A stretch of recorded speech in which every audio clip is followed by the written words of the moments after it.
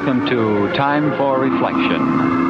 A pause in the day when we ask you to settle back and look through our window on the world, out over the magnificent skyline of New York, and then finally down to our favorite corner, the corner of Madison Avenue and 53rd Street, New York City.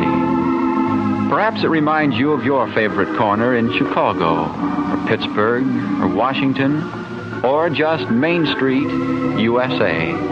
But no matter what your location, let's pause here to reflect. Hello, Josh. Hello, Andy. Why do I think it's a big victory just to answer the phone like a normal human being? Well, it wasn't that normal if that's any solace to you. It was sort of hostile sounding. And it wasn't that much of a victory. No, that's the rhythm of joke.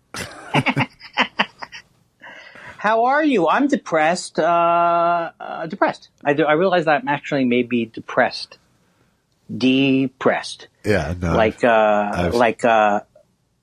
acknowledging that it's happening. Yeah. I'm with you. I spent the weekend depressed. I spent much of today depressed. I guess it was, for some reason, it was good for me to recognize that I'm depressed. Because I don't normally. No, you usually you dance around it like you shouldn't say that you are, because there's other people who are. There's other people who are, and so often it's anxiety. But now I realize that it's not OCD. I don't feel like I want to do anything. It doesn't mean I'm not going to do anything. No, but I don't want to do anything. It is what they call topical depression. Did you ever hear my joke about a tropical depression? No, please tell me. Thank you. Thank you. I thought a tropical depression is how everybody in the crowd feels 3 songs into a Jimmy Buffett concert. Solid. That's a solid joke. It's solid, yes. I mean, it's hard to get to tropical depression, but other than that. Yeah, but in a lot of ways, it might be the shortest, the shortest point. Right. As the quickest I've ever arrived at a punch. During hurricane season, there's an easy in, probably. Give me a better in. Did you see I saw there's a hurricane forming. They say it's still a tropical depression. Right. Boom. I thought, where is it going to be? Is there a hurricane? No. That was a hypothetical, That right? was a hypothetical, yes. And then I go to pick up my mail. I mean, doing stand-up was the hypothetical there. Oh, yeah. And then, I did what did I do today? I did Chet Waterhouse's show. Hi, everybody. Chet Waterhouse here. What's very funny is the advertisements. Brought to you by Lego Waffle Stompers. Yeah. He does better ones. He's been doing that for a long time? Hi, everybody. He's been doing that voice for as long as I've known him. It's a little like Harry Carey, but not quite. Yeah, there's a lot of Harry Carey to it. But he's very fluid with it, and the commercials are the best. The commercials are the best, and also we're talking about Jeff Cesario, by the way. Jeff Cesario. The other thing I like is that he does stick to the character in the sense that he asks questions like the character. He asks interesting questions as that guy's voice. Now, Andy Kindler, you've been doing comedy for over 35 years, haven't you? How do you know when the first time was? Yeah. Well, I don't think I enhanced it with that thing. I got a show my first live performance canceled today. Oh, yeah? You're supposed to do some kind of online thing at 4:00, and then they canceled it because of all the... Because nothing was funny. Not today. I can hear planes overhead here. I was supposed to launch my movie poster today, and I went, yeah, probably not a good day for that. No, it's... don't get me wrong. At least 3 or 4 times over the last couple of days, I've begged for people to buy the album. I'd come in with a little, or to listen to the podcast. But you gotta wedge it in there. Hey, everybody, take a break from the nightmare and listen to my album. But it's a hard thing. What's going on now? And it doesn't make me. I did call Ralph. I mean, I did call Carl today, my sister's husband. So that was good. Yeah. Because I'm going to try and do something. Call people. Right. Instead of watching TV. Yeah. But it's hard not to watch TV because I feel like if I turn it off, you know what I'm saying, you could miss the end of the world. Right. You could go, hey. I guess you could. Hey, that's my house. I guess I'll check it tomorrow. Yeah. How was your day today? Nothing, right? Same as me.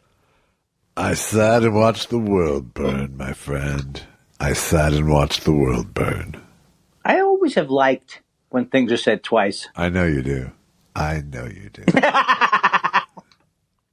You know what I've been watching? I watched the LA Times had a thing of it. I had never watched the Jack Benny program. That program to me, I'm not saying you can watch it all, but it's eminently more watchable than other programs. Yeah. Because he's very funny to me. And he almost pulls everything off. No, Jack Benny rules. We talked about this last week, but yeah.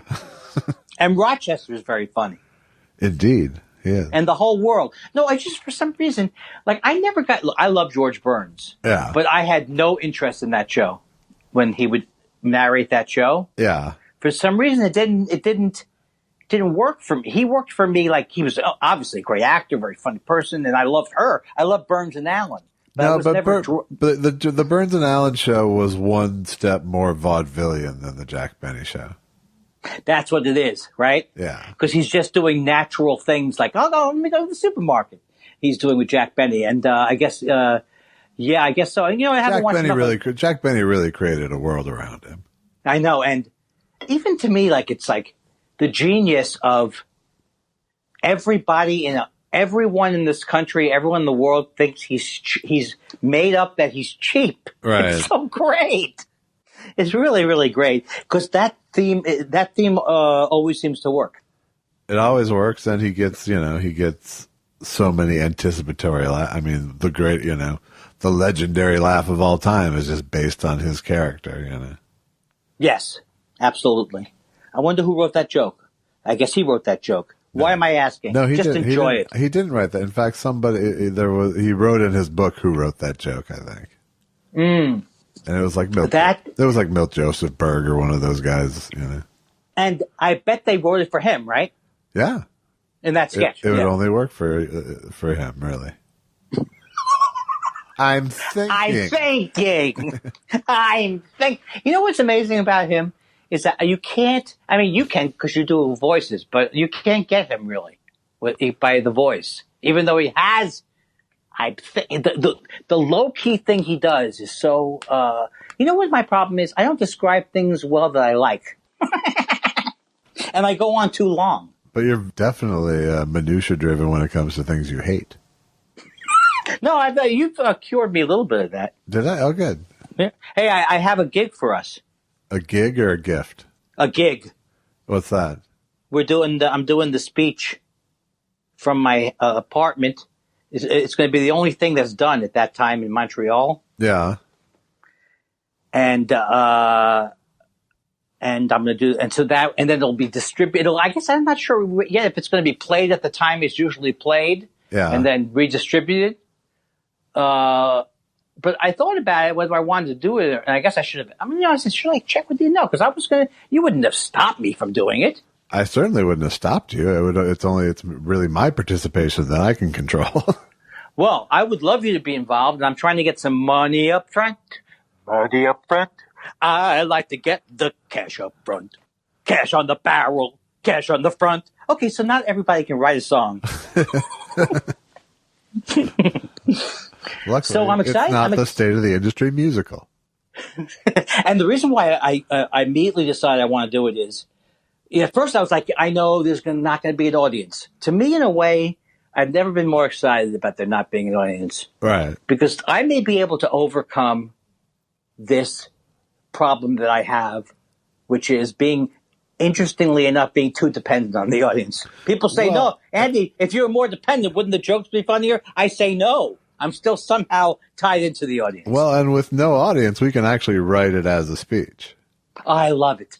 And it can be on screen in front of you. Oh, You cannot get me sick. Okay, that's all there is. You better keep whatever this is going to be done socially distanced. Now, I don't know if that means, I don't know how it means. But the other thing is I want to be able to do quarantine jokes. Yeah, I would hope so. I mean, they're never going to be, I think I have the best material along the lines of, folks, I was socially distancing my shows before it was popular. Boom, boom, boom, killer, killer, killer, killer. Well, once. It's a killer once. Okay, well, there's always the problem when you and I get together is that I say, oh no, this one joke I wrote is a whole department. Well, we should have more. Well, get me on the payroll and my attitude will change. You are on the payroll. You're on the payroll. If you want to do it, if you should decide to accept it. I think I want to. I also thought, I'm not doing anything right now. I should work on this. Yeah, I think it's a perfect time. Are you afraid that I'm not going to pay you? I'm good for it. No, I'm not afraid of anything. Did I pay you last year? I'm afraid of the stress of doing it. That's what I'm afraid of. No. It's going to be better. Okay. It's going to be better. When is it? I think it's the same day. The same in July? Yeah. In other words, like, as if, now I don't know if there's going to be other events like that for the industry, but in other words, the festival is going to be in the fall if there is a festival. Yeah. So that's the other reason why I thought I was like, there may not be festivals anywhere for the rest of the year. I would love to be the only thing going. the only game in town. All right. So. All right. Well, good. Anyway, we're back, baby. All right. What did you want to have what did you want to up your rider? What do you want to have, towels in your dressing room? Eugene Merman always asked for towels. Yeah. Because he saw it in a rider for a rock band once. So he did all these stuff. Like, not exactly they remove all the green M&Ms. Right. But he had like a coffee maker, 3 towels. Yeah. No, we had I think on Cinematic Titanic, our road manager put something about a chicken in. Just so they'd ask about the chicken. And if they wasn't that the whole thing with the... That's the thing with the green M&Ms, yeah. Yeah. He put a thing about a chicken. We got your chicken. Didn't you used to demand inedible crudité backstage? So there's a lot of deli trays we ordered that didn't get eaten. Yes, that's true. I take it in the luggage with me. Now, do your dogs know that nothing's been happening for months? Do they notice anything? I don't think they notice a lot. I like that. I wish I could be. I think they, I think they're happy. Yes. But because they love They never were, because of our lifestyle, they never had those like long days home alone. Oh, that's right. And would you say that I know it can be really hard on dogs. Yeah, our dogs are pretty chill about it, really. Clyde, but they have each other. Clyde, who's the most clingy to Allison, has always been pretty good about just going and lying on the couch when she's gone. How old was Clyde? You didn't get them both at the same time, right? We did not. Clyde was under a year when we got him. And they both rescue dogs? Yeah, although Lucky is a second-hand rescue. We rescued her from her rescuers. Really? Yeah. Was it Ellen? Is it Ellen DeGeneres? Yes. She was abusing her. Do you know who these rescuers were?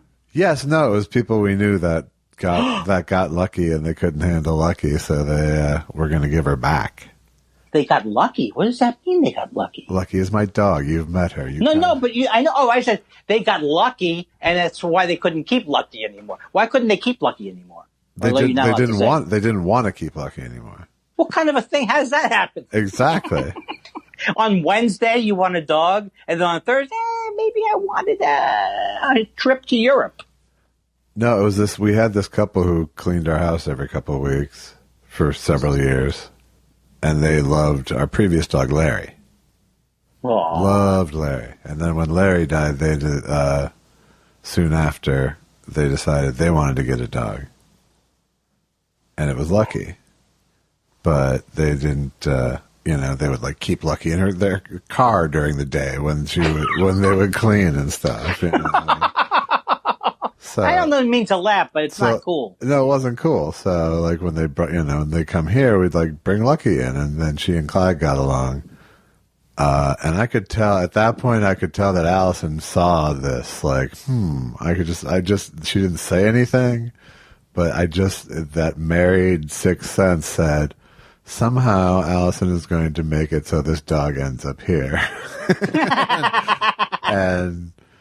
And as it turns out, they one day said, we're going to give Lucky back. And Allison said, no, you're not. And came into my office and said, we're keeping Lucky. And I said, we're keeping Lucky. But it was so weird because I really just like saw it all unfolding as soon as Allison saw Clyde and Lucky playing together so well. Now, did this cause a rift between you and your friends? No, they were thrilled. They literally were going to give her back because she was too much to handle for them. So these are nice people they were nice people. They had trouble. One of the guy ended up having a pretty serious Vicodin habit. Oh yeah, that's bad. And I literally the reason I got rid of him is because when I had cancer, it's like he started asking me for painkillers. Oh. And when you say got rid of them, you killed them or what happened? No, I just had to go, you know what? It really feels like you're seeing my cancer as an opportunity for you. And I don't feel good about that. I literally said that to him. Did you really? Yeah. Because, because he had treated me like, I was this good friend, Like he was a pain in the ass. They had a troubled marriage, and he would come and he would spend 45 minutes bitching about his marriage to me. So it wasn't like it was one of those people you can't fire, but you kind of want to. But then he pissed me off. Because at one point I gave him one or two or whatever. I said, but please don't ask me again. Oh. And then he asked me again. Oh. So the first time it was like anybody who's a friend, kind of a friend. It was kind of like one of those, you got any extra? I was like, well, yes. Not really, but, I had surgery, so I need them. Oh my God! Now that's not right. And I said, please don't ask me. And then I was feeling better. He was like, so do you have any? And I'm like, don't ask me. It just pissed me off. It was very clear that was like his first thought, and I wasn't going to. Right. What I would have done, I would have just stolen the Vicodin from your purse. Do you have a purse? I do, but it's on me. So he would have had to have drugged me, made me fall asleep. Because we're really good friends. We're tight. I would never ask you. I would just steal. The funny thing is I still have tons left over because I don't really take them very much. Don't tell me. Please don't tell me this. Do not tell me. Here's what I want you to do. When you see me, if you see me 6 months from now, I want you to give me one or two of them and say, Andy, don't ask me again. Well, but that's the thing. That is a weird deal. I think that's such a, it's like that was not his best work. No, it wasn't that cool. Guy. And he copped to it immediately. Mm. And he was ashamed. He really was. But I just was like, it crossed a boundary for me where it's like I can't have that in my house. Did you know because that because it did feel like he'd come looking for them if I wasn't there. Yes, and that can happen. I know, and that can happen. And I always am when it comes to stealing. It's always like I always think it's a weird. Look, not just me stealing from my mother's pocketbook. I had other friends steal from my mother's pocketbook. But my parents were antique dealers. Yeah, and someone came in and stole these Coca-Cola trays, very Coca-Cola. My mom had a really good eye for stuff. So she bought a bunch of these Coca-Cola trays. They were probably worth a couple $1,000s each. And someone just came in to steal that. That does feel creepy and they think they know who it was, kind of a thing.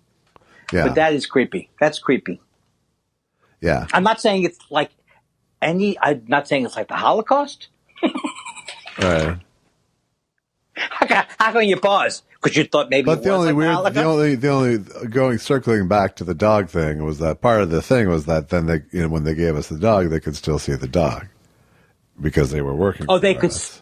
Oh, so that was part of the reason why we kept him on so long. I see. So then you did agree to not work. They didn't work there anymore after that. He brought me back the key and everything. It was sad because life is sad like that sometimes. And I think I did tell you. I mean, I know I tell these stories over and over again. But when I lived in the Oakwood Garden Apartments. Yeah. On Sepulveda and between Palms and Venice when I first came to LA. I didn't realize. I just thought they were affordable apartments. I didn't realize they were like very transient type of apartments. And I got to be friends with this guy who used to be in the ABA. He was a brilliant basketball player. And he was smoking pot with me. And obviously I figured out he stole the pot out of my condo or whatever. I had been somewhat friendly with this other couple. And because I was young and stupid, I say, you guys didn't take my pot, did you? No, Andy, we didn't. And that was the end of that friendship. And then I realized, like an idiot, of course, the guy's a schmoozer. He's schmoozing me. He saw where I put the pot. I'm never going to be Columbo at this rate. Right. But, were you going to go accuse the ABA player? No, I wouldn't have. I should have accused nobody. That kind of made me realize, when I used to get mad when people would accuse people of stealing material, or a lot of people still do that. They go, that's somebody else's joke. Well, you don't know that it's their joke, or they came up with it at the same time. But that made me realize you don't just accuse people. Yeah. That's not cool. No. I think I'd seen too much TV in my life. And maybe that was the way you did it on TV. Hey, Eddie and Lisa, did you take my pot? Yeah, maybe that is. You were just going for trying to get it all in before the act break. And the thing is, it is hard. One thing in therapy that's hard is that I'm trying to do is it's hard for me not to look back at myself with complete ridicule, which is not really good. Yeah. I have no compassion for the fact that I was that I was a fucking kid. That at 21 I was still pretty stupid in certain ways. I think ridicule is healthy. Shame isn't. That's right. Oh, absolutely. If you were able to say, let's say you were telling a story, so like an idiot, right? It's like I know I know things I did were idiotic, but it's a matter of like, do you give yourself a break for it? And then you can say you were an idiot. Yeah. I mean, I say it anyway, but it's just weird because I can think back about it. I still feel bad for those people whose feelings I hurt. Yeah. Like they couldn't have had, but that's also when you're narcissistic, you really do believe that all of your actions affect the outcome of other people's lives. Right. Yeah. Like 40 years later, they're sitting there going, can you believe that guy? And I'm going to just tell you this right now. I found those people pretty boring. Yeah. They weren't fun to hang out with. Yeah, well, that's good. So it worked out.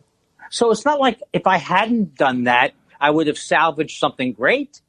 No, exactly. No, there's no harm, no foul, I say. That's what I say. Now, do I have to go the extra 5 yards and wish bad things on them?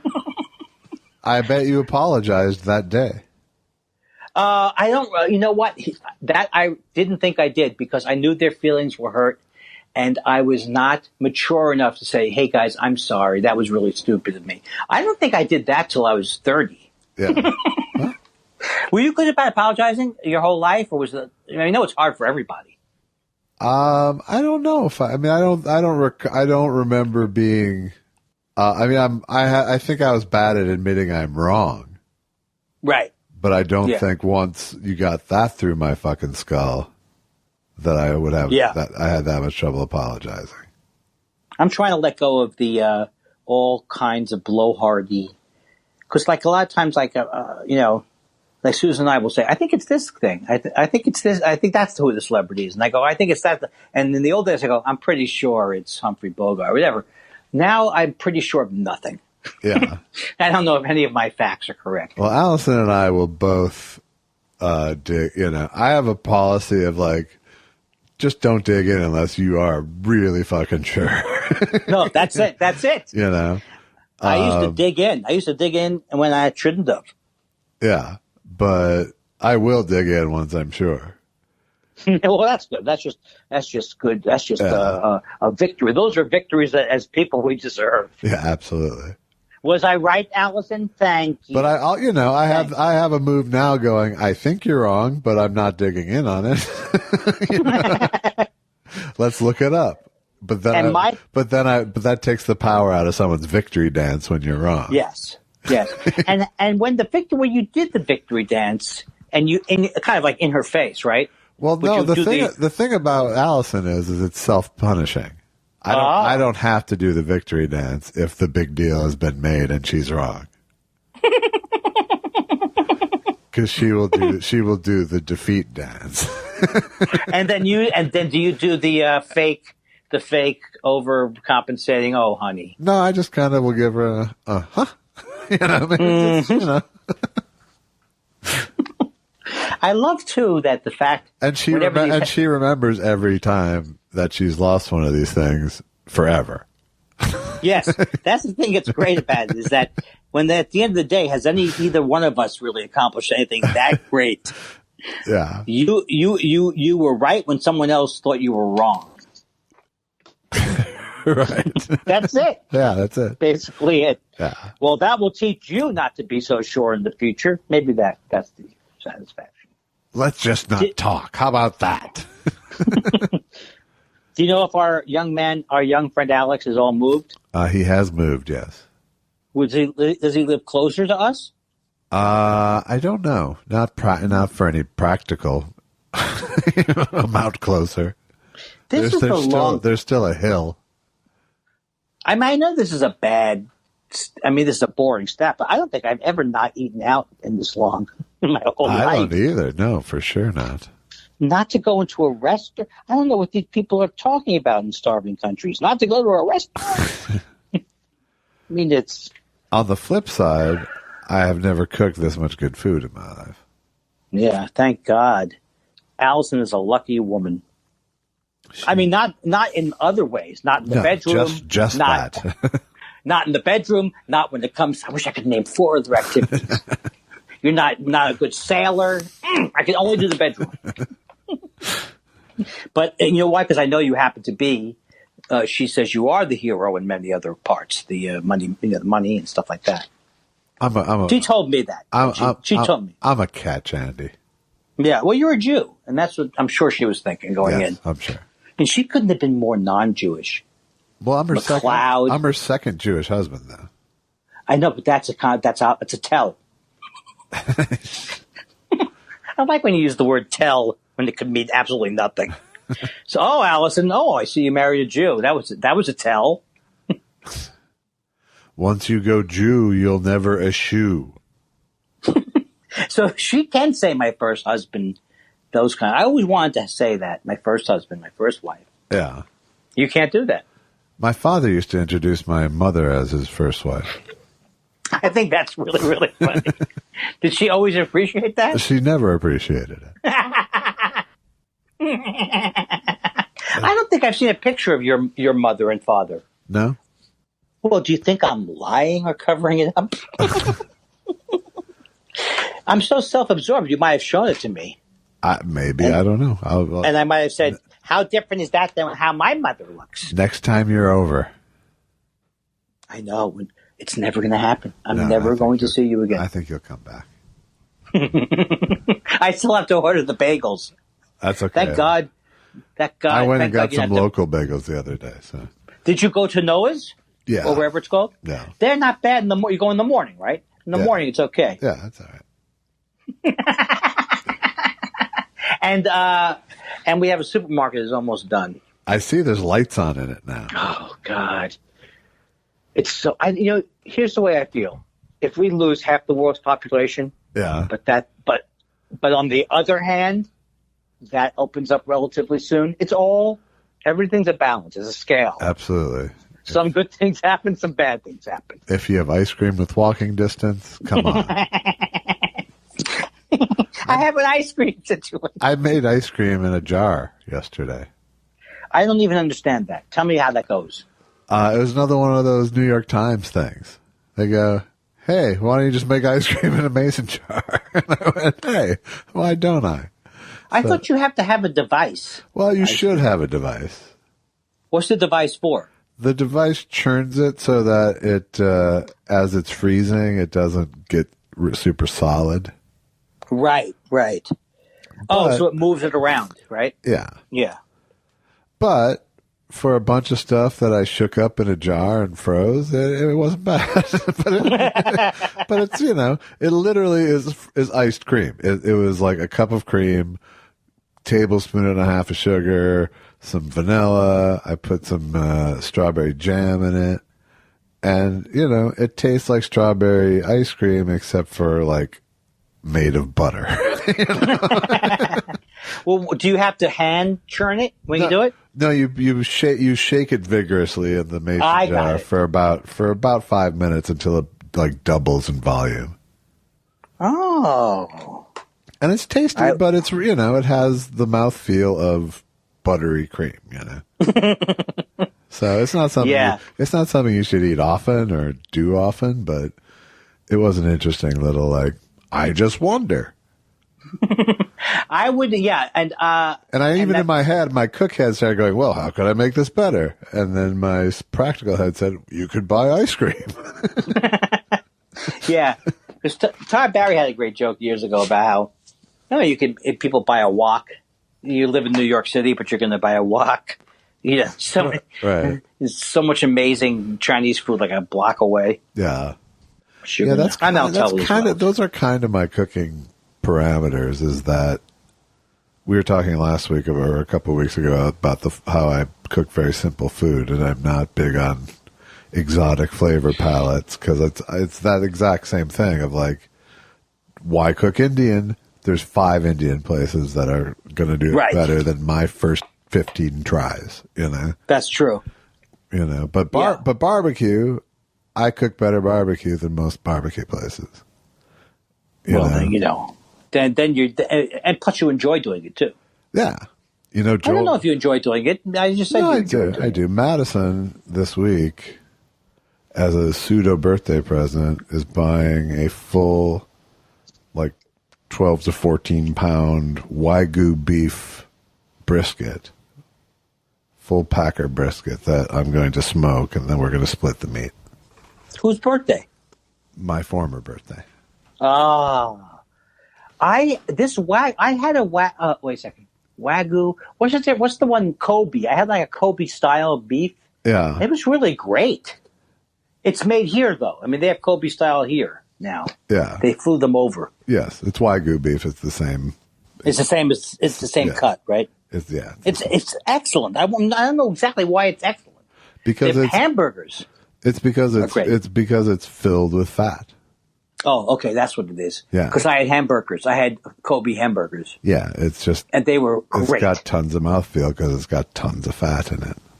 Wow. That's why that's why the steak is so well marbled. That's why it's so melty in your mouth. And now we will have for the PETA listeners. Now you can listen again. Right. Don't forget to insert the other part of that. This last 10 minutes has been the fat content roundup. It is my goal is that no animal should suffer, but that we should be able to eat them. Yeah, they should just volunteer parts of themselves. Is sort of your. No, I think either the Temple Grandin thing where they're humanely killed or fishing. Fishing doesn't bother me, but I don't know why. What does your brother, the ethicist, say? My brother, the ethicist. My brother, the ethicist, chose to solve his meat dilemma by becoming a hunter.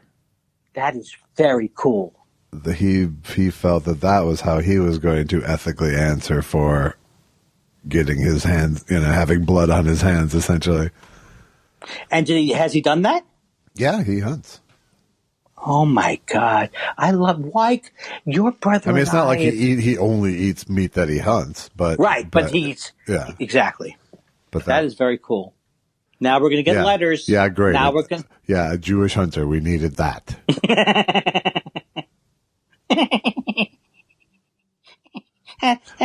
Anything with Jewish report. I was fine with Simon Wiesenthal as the Jewish hunter. So in other words, you know a guy I know a friend who was a Nazi hunter, but also was a regular hunter. And he liked both of them. He could go either way. Yeah, he was more emotional about the Nazis, but he liked both. He liked both. But it's a shorter season. That's right. I think that's funny at the time. Okay. All right. I'm over it now. I am too. I'm sorry. No, you go ahead. No, I mean, I'm just sorry because of all the things I've done. Okay. Well, I think you should think about it.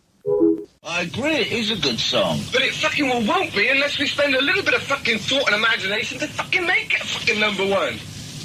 You gotta put a little bit of fucking fairy dust over the bastard, look at, We'll put some fairy dust over it.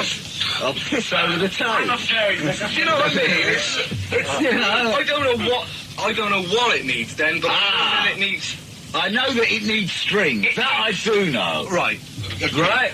And it needs something at the beginning of that number to make somebody remember it. Yeah, while we were arguing here, we could be trying to get some sound out there, trying to get something right. So what do you suggest we do then? Give it up for the night? No, not at all. I don't say give it up. I'll stay here till tomorrow night. So then what's wrong? Just provided we get something going. We will. Get something going. We will. Trying different things. But it's... That what he was playing, agreed. The sound is listen, we got about what? We got 1, 2, 3, 4, 5, about 6 producers in here tonight. We haven't got 6 producers. Yes, we have. If we had one producer here tonight, we'd get it right. No, he would get it the way he thinks he should be. But because we haven't got a producer, we're all fucking pitching in ideas. Yeah, well, we always do that. Most of them are wrong, Not necessarily. They're not necessarily wrong. But we're trying. But when we what would you have said if a producer would have been here, he would have left it exactly as it is, as you've got it now. What producer would do that? I don't know. There might be. You don't know. He might say keep it like that and put whatever else, strings or whatever. We wouldn't have signed a contract with him in the first place. Who? Any producer. You don't have to sign a contract with him. Right. You don't have to sign a contract with a producer to have a record produced. And we thank you and good night if he left it the way it is now. Hello. Hello. Hi, how are you? How you doing? I'm great, and you? No. I'm okay. I'm actually good. What? Why? What'd you hear? Oh, I'm fine. Yeah. I can pick it up. I could certainly pick up the energy. You're fine. You had therapy today.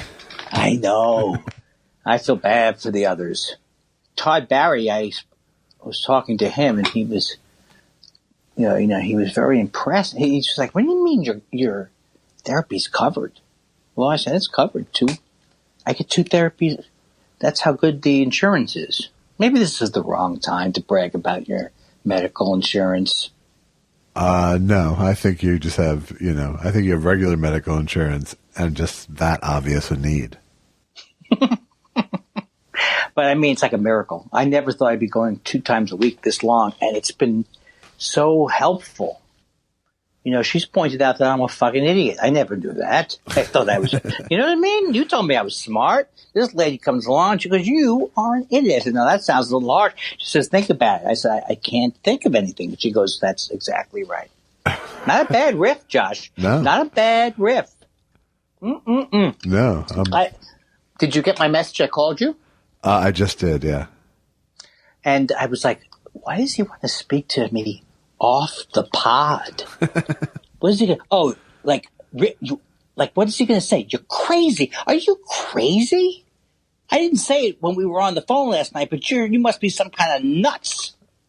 No. Is that why you wanted to tell me? Not really. I just figured, the actual business discussion should be had off camera. It didn't happen when you first applied for the job. The whole? Do you remember that we first did the business on the phone? On the first year that we went over the business. Yeah. On the phone. Remember that? Yeah. But on the on the actual podcast. No, we didn't discuss numbers, though. We didn't? No. Oh. Okay. I just said, no, you're going to have to pay me this year on the pod. Oh, I see. So what you're talking about, let me get myself prepared for, I think what you're saying is race-ski. It's a race-ski. It's a cost of living expense. I just want details. That's all I want. You just want if you say daddy needs a taste or something like that, I'll be upset. You don't say that. No, I'm not a daddy needs a taste guy. I'm a I need to wet my beak guy. I love that. I wonder what that comes from. What is a bird? It's like a bird comes up. How does a bird just wets his beak? Yeah. I don't get the metaphor there. Well, I got it from The Godfather, so. Oh, I didn't know. I thought I got it from. Oh, is that where maybe we all got it from? Yeah, I think it is. I was thinking today. Part 2. I was thinking today, part 2. Is it part 2, really? Yeah. I have not watched all of part 3. No need. And I'm nervous about watching that one that it's all 3 of them together. I think it takes 4 days. I don't think there is one that's all 3 of them. I think they did the Godfather Saga was 1 and 2 plus deleted scenes. That sounds good. No, it's really not. Oh, do you? The reason why you're saying that is because you think that both. And this makes sense. I'm not an idiot, but I sound like one for a second. Both movies have to be appreciated on their own, and they're both great movies. Well, the Godfather Saga was something that was created for TV. Oh, I get it. It's like a TBS dinner and a movie. Watch it all night long at your leisure. Yeah, but it like was, that. Yeah, it was, but it was for the network in the 70s. Well, when I was in college, I one of my first classes was cinema. Guess what it was called? Cinema 101. Exactly. It was called Cinema 101. I thought I might fool you because the obvious maybe wasn't the name of it. And this guy was really intense. His name was Ken Jacobs, and he had made his own movie called Flicker. If you ever see it, it's 10 or 15 minutes of light going through the camera. I don't really get it, although he showed it in class, and someone yelled out, "I'll bite." What does it mean? And I didn't know what "I'll bite" meant at that point. Yeah. I'd never heard that before. So it was very uncomfortable because someone else yelled out, Ken's a genius. And this was the school, and it was really mean what the person did. This was the school that gave him his, in other words, he had a little bit of a name in the experimental film. So he showed us a movie. He said, we're going to watch this movie. It's called That's Entertainment. Do you remember that? Uh-huh. Do you remember those movies? I do, yeah. Yeah. So then he comes in and he goes, how many people here think that what I told you to watch was a movie? And what was the right answer, Josh? It wasn't a movie. No. It was not a movie. It was a clip show. It was a clip show. Thank God I just waited to see how everybody else's hand went up. Now, why did I tell that story? Because you were talking about, it's the same thing with the Godfather Saga. It can't possibly be artistically great. It was because, the choices weren't made for the right reasons. And have you seen any deleted scenes that you said, wow, I wish that was in the original movie? No, almost nothing is my recollection, is that it was all like, I can see why you'd take that shit out. You know what's an amazing... True of the Apocalypse Now Redux as well. Oh, I think I've seen that, and I wanted it to be better than the original movie, but... No, well, the documentary is great. Oh, yeah, I would rather watch Hearts of Darkness any day now than watch Apocalypse Now. But Redux, really, it adds time, and it just stops the movie dead more than once. In other words, he re-released this? He re-released it, I believe, in the 90s as the Apocalypse Now Redux, and he put in the famously cut French plantation sequence and things like that. Right. And it was a famously good idea to cut the French plantation sequence. What happens during that? A really long dinner that explores French colonialism. like 2 seconds before he could have arrived to see Kurtz. So. You know what scene I love, though, is the scene where he's eating the food, where when Martin Sheen first gets the assignment, he's eating food. There's a really great actor in that scene. He's talking about Lincoln talked about the better angles of our nature, and they're or angels of our nature, sorry, and they're all eating some fancy food. Oh, I'll never forget. And maybe it was just me. Yeah, I'm not latching on to. Okay, and they go with extreme prejudice. That scene. Yeah. Terminate him. Right. Terminate him with extreme prejudice. Right. All right. Gotcha. You didn't see the movie. Okay, you didn't see the movie. I get it. You didn't see the movie. You're one of those guys. You saw Redux, but never saw the original. You saw Redux. I heard you will only see the Star Wars after the ones that he made after. Yeah. No, the second 3 movies are by far my favorite. Which are what? Which are those? 1, 2, and 3. Oh, yeah. You mean why are those the second 3 movies? Because the original 3 were 4, 5, and 6. Okay, I can't even. You know what? And I'm kidding, by the way. Oh! But of course, you don't know enough to know that I would be kidding that those are my favorites. This joke. You know what? Sometimes I go, I don't know enough. I should have gotten this. I should have gotten.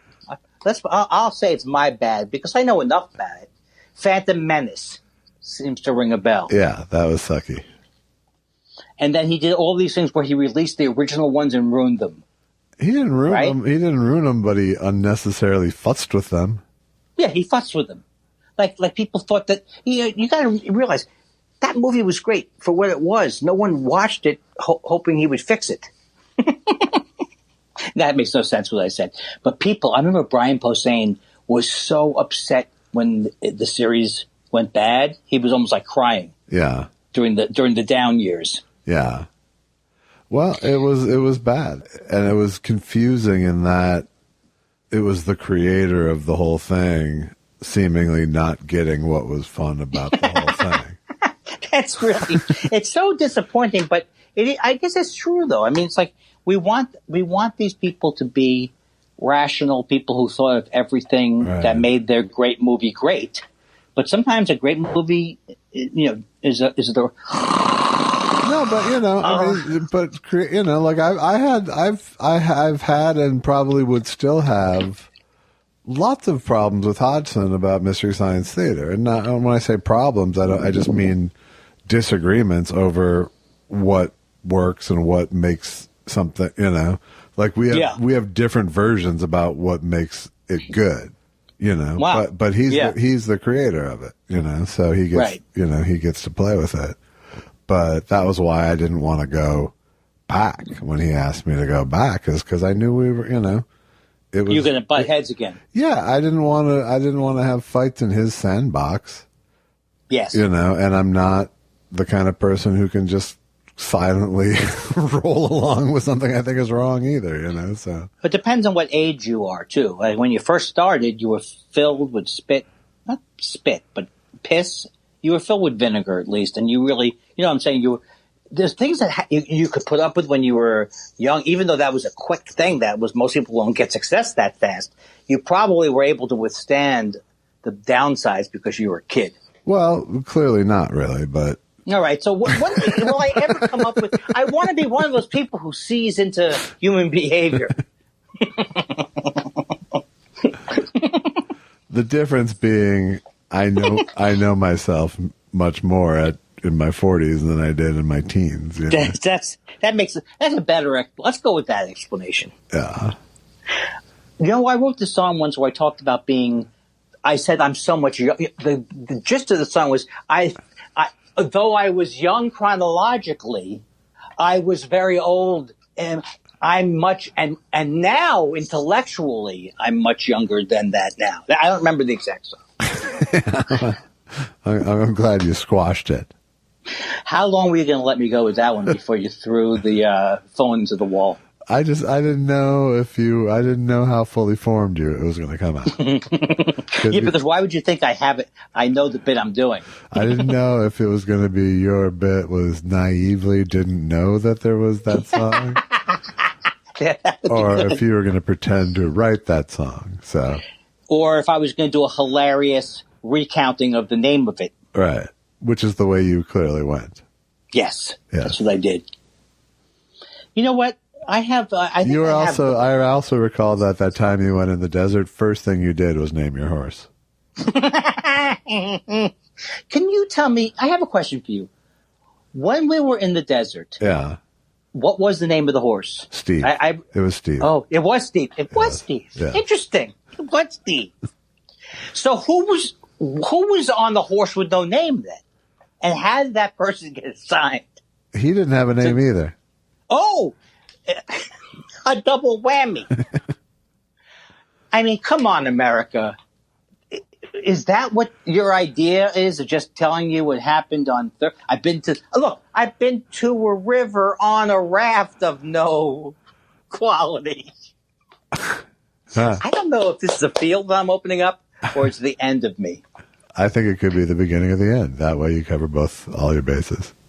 I mean, America, what were you just reading the weather reports? Ventura Highway and the sunshine? What's next? It's going to get partly cloudy later. I love this structure of comedy. Even though I make fun of it, my heart sings. Sunny with a chance of alligator lizards. I'm really angry that there was a movie called Cloudy with a Chance of Meatballs because I don't like it. Isn't it? Why does that bother me?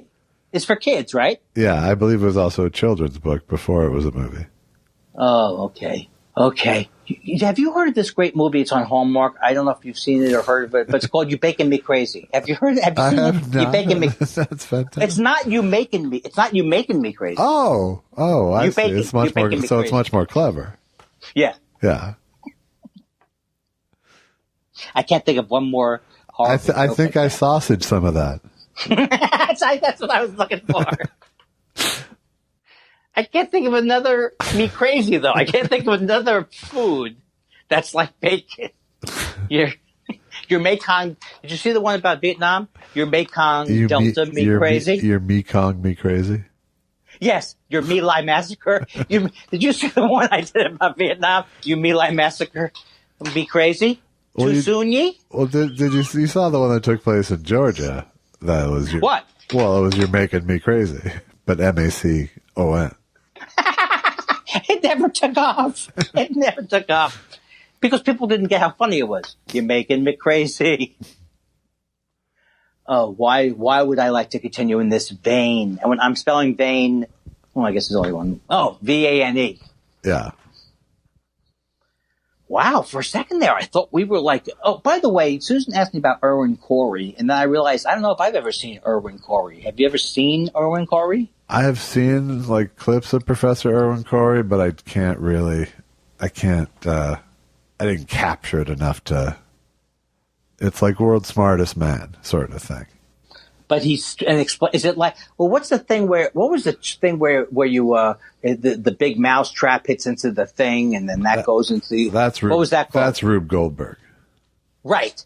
I always thought of Irwin Corey as the Rube Goldberg. He's not though.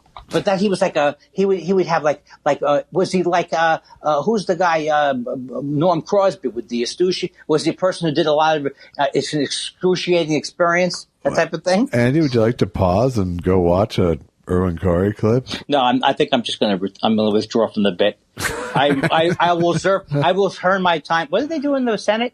I'll turn my time to the bench. I reserve the right to talk about it later. Okay. So.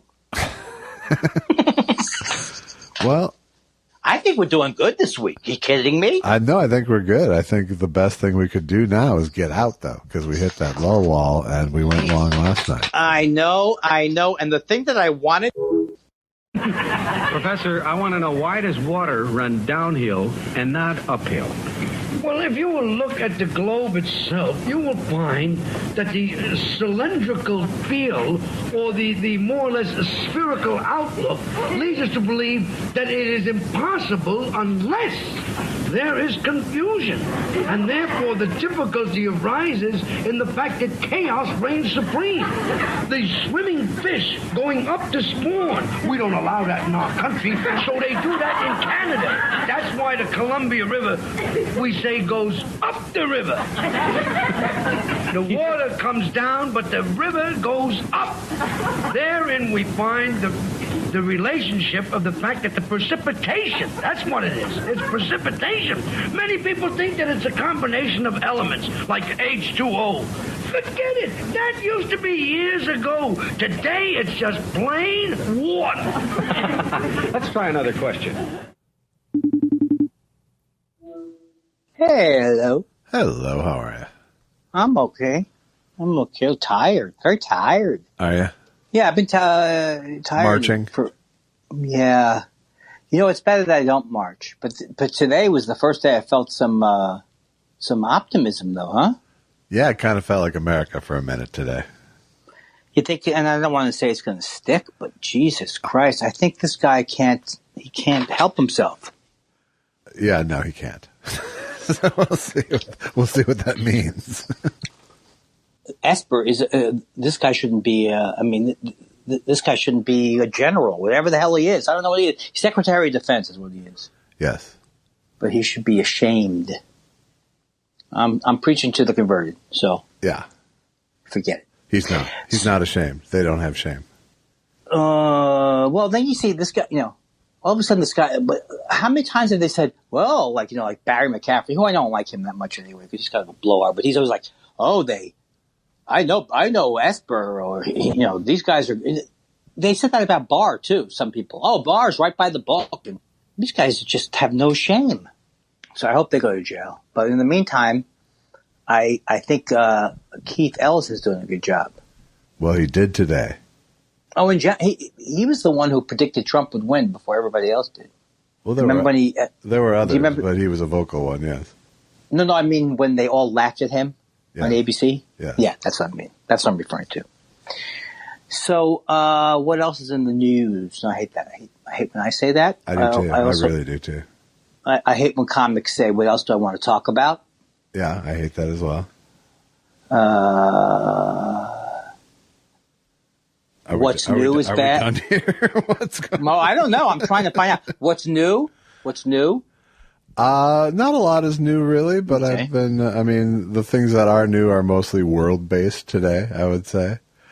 Which you don't really want to talk about that much, right? We can, but in this day and age, it just feels dumb to talk about today's news when next week's news is a world away. Right. I guess it's just hard when there's nothing else going on but today's news. No, I know. I agree. There's a downside to this daily check-in. Sometimes there's nothing to check in on. Well, that's true. Well, but it's not a classic check-in. Nothing we do is a standard thing because we don't have a script. We don't have an agenda. We don't have a structure. I'll talk about my Lou Malnati's frozen pizzas that I... very nice. I got on my birthday and over the past couple of weeks have eaten the two of them. And I would say good.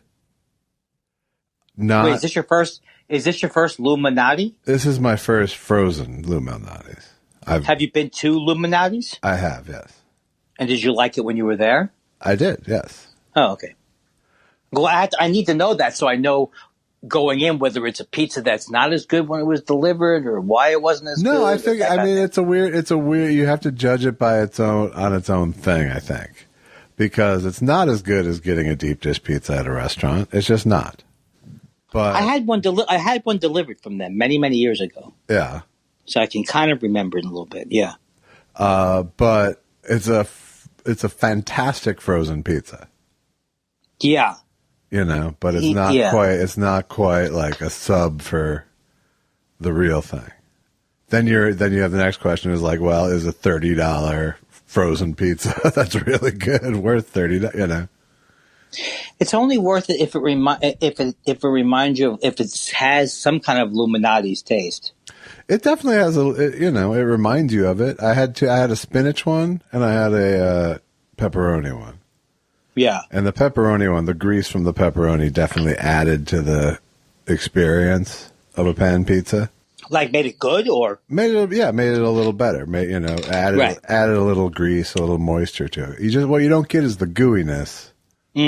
Well, Chicago also is famous. Like I don't order it this way all the time, but they a lot of these places, they love sausage and mushrooms. Yes. Like Chicago likes sausage more than I like sausage necessarily, but I do love it. I've had the sausage there, and I always love their crust. That's probably 1 million calories more. The honey butter or whatever it's called. I don't know. Oh, it's a special crust. I only order it that way. Yeah. Yeah, but I don't know what to say about all these experiences, because when I first went to Chicago and I first had Illuminati's, it was the greatest experience of my life. And I've been trying to think since then, like when you try to recapture something, or not even recapture something, generally in food, so much of it has to do with the temperature of when you have, because even the world's greatest pizza, sometimes I've had it and it's been great, sometimes it tastes different. It's weird.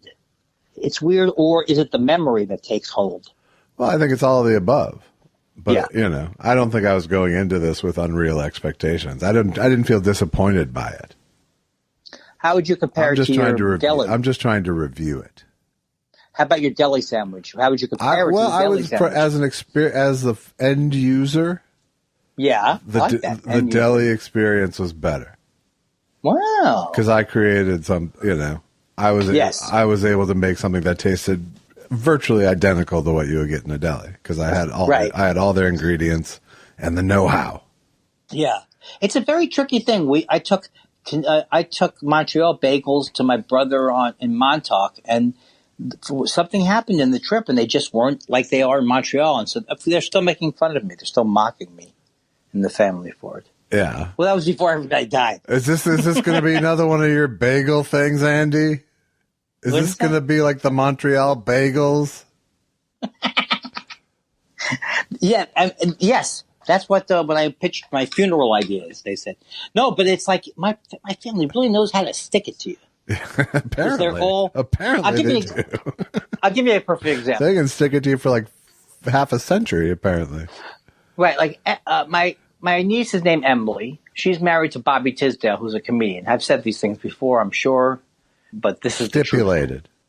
Stipulated, and we have a restaurant near where I grew up called No Name. It's named the Clinton, but we call it No Name. So we love the pizza. It's very southern. It's named the what? I'm sorry?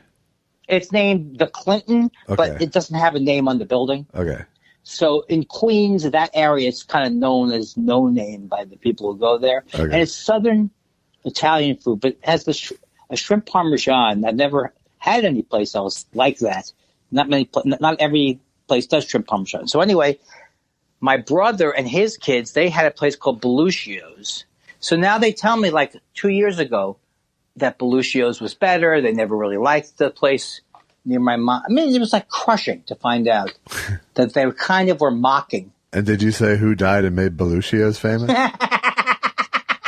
I didn't even... Talk about a joke that can just work in two places. So who died and made Belushio's? So what bothered you about this?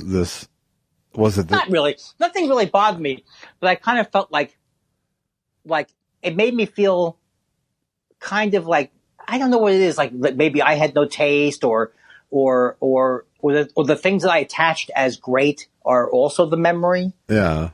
So I don't know, and I also thought they loved it. So, and we always looked forward to ordering it, like on Thanksgiving the night before. Right. And we'd have this Italian food. And, in Queens. But even when I would go back to Queens, after I moved, everything still seemed like, it does seem like when you first get to L.A., that New Yorkers, well, in my day, were so obnoxious about it. Yeah, you can make it, hey, been out in L.A. for a week, you got goddamn pizza here, hey. Yeah. It was bad. You don't get that as much now. You don't get that as much.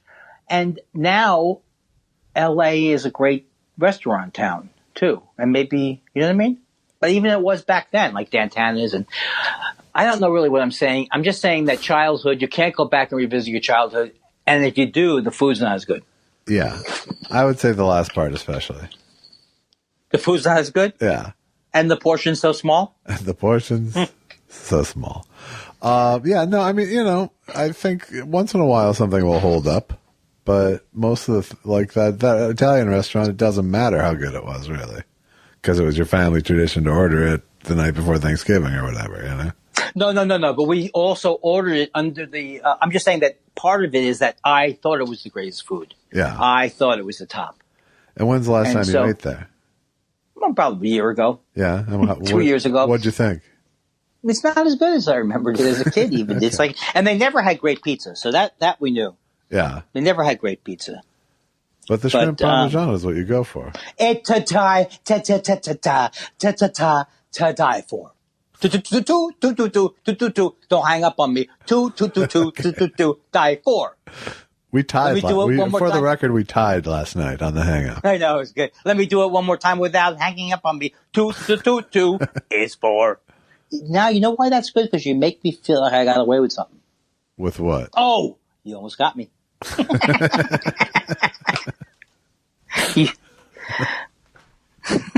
I like that you know that I like that there's now a thin ice that wasn't there before. That's good. Gives you more areas. Gives you more areas to loosen the bit or champ the bit or whatever the thing is. Loosen the reins.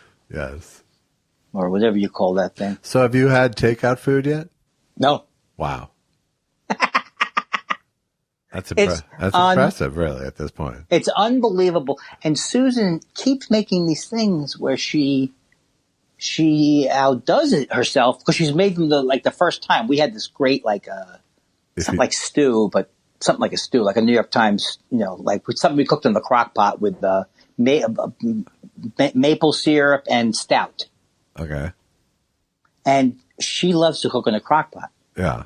I mean, I don't mean she loves it like she wakes up in the morning and she goes, yes. Do you know that's one of my oldest jokes is my classic crock pot joke? No. I said, oh, yeah. Oh, crock pots are great. I love them. Oh, I think I'm going to be hungry 17 hours from now. Yeah. Let me get out the thing. That is some 80s comedy there, isn't it?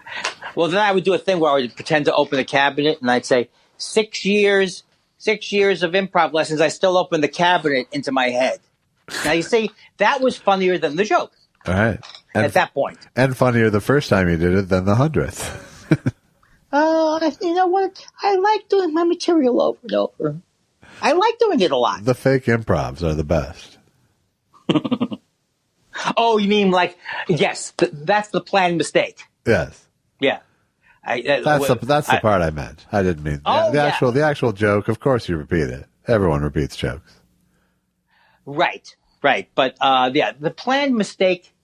I would the only defendant in that. No, I can't say there's a defense to it, but it's at least not something that only gets the laugh by the surprise. Because that's the thing. Oh. No, you don't do the fake misspeak. To your credit. Right. Yeah. It was so cold outside, I put my coat on a hooker. Did I say hooker? Did I say the wrong word? Because here comes a couple of it. Yes. Bob Nickman, who's very funny. You know him, right? I do. I worked with him on Freaks and Geeks. Oh, I didn't know that. Yes.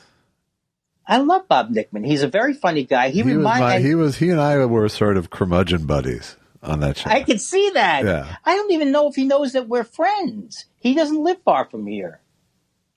He doesn't? No, because he meets. I met him over at I don't like this place so much. Jinkies. Yeah. That's not where I'm not looking for the quarantine to be over so I can head back to Jinkies. No, Jinkies has a very wide menu that can disappoint you in surprising ways. So in that sense, it's like Crave with that. Yes, exactly. Very similar. And now I want anybody and to a lesser extent, Marmalade Cafe. Yes, true.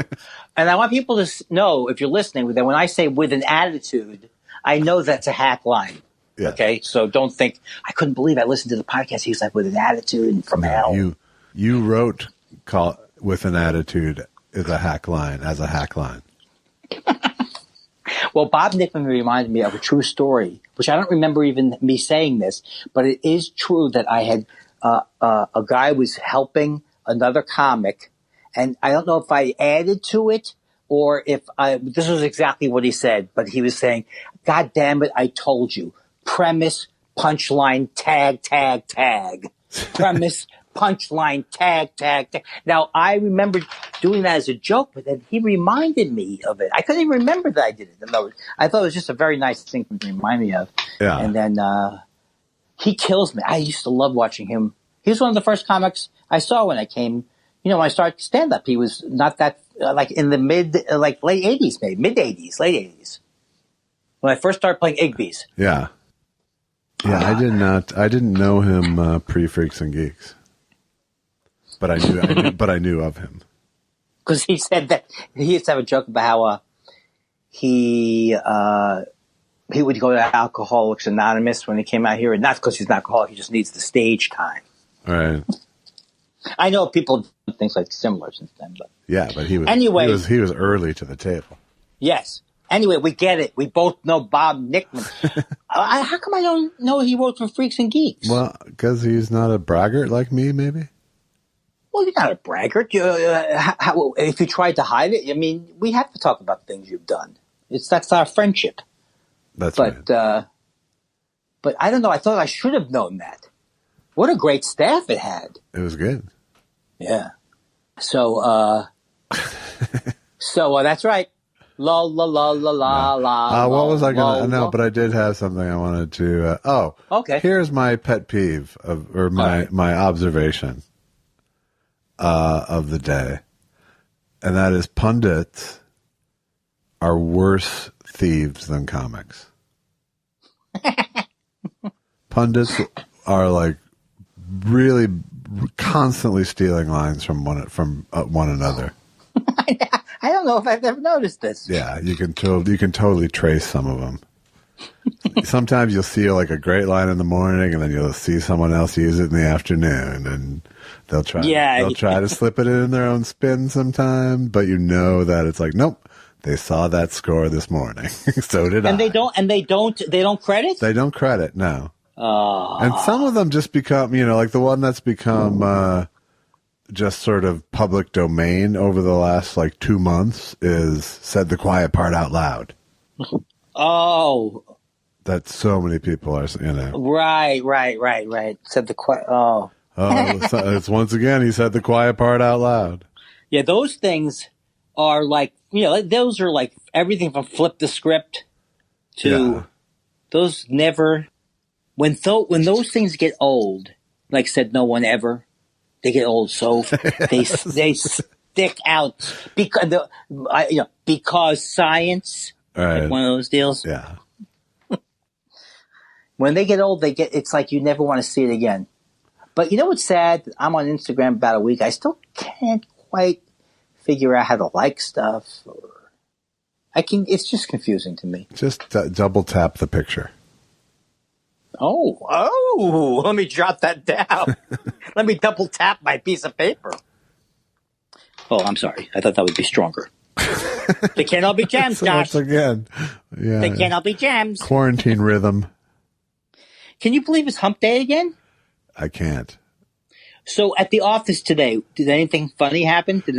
What about Wally? Did Wally say anything at the office today? Wally didn't show up. Wally is Wally's in intensive care with the COVID. What happened? But Stu came by my cubicle. Stu came by my cubicle with a with a really funny Dilbert.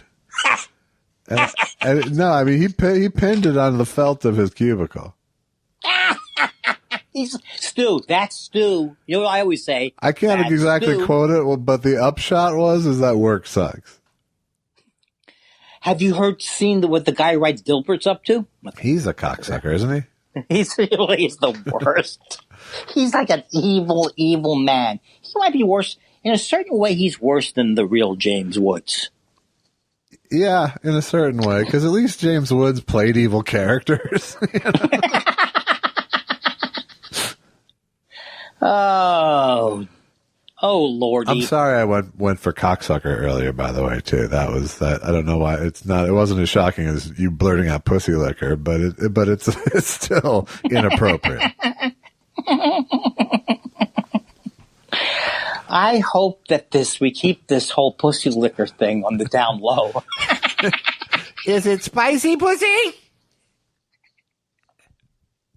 I am very proud of myself on the down low. Yeah, me too. That's not one. Is it spicy? That's not one of the ones that gets old like the others either. What's that? Nothing. Is it spicy? Pussy should be one of our shirts. Not right now. No. No, but when we do like the Thought Spiral cruise. Yes, absolutely. And we at the Thought Spiral After Dark show. We'll give out the Spicy Pussy T-shirts.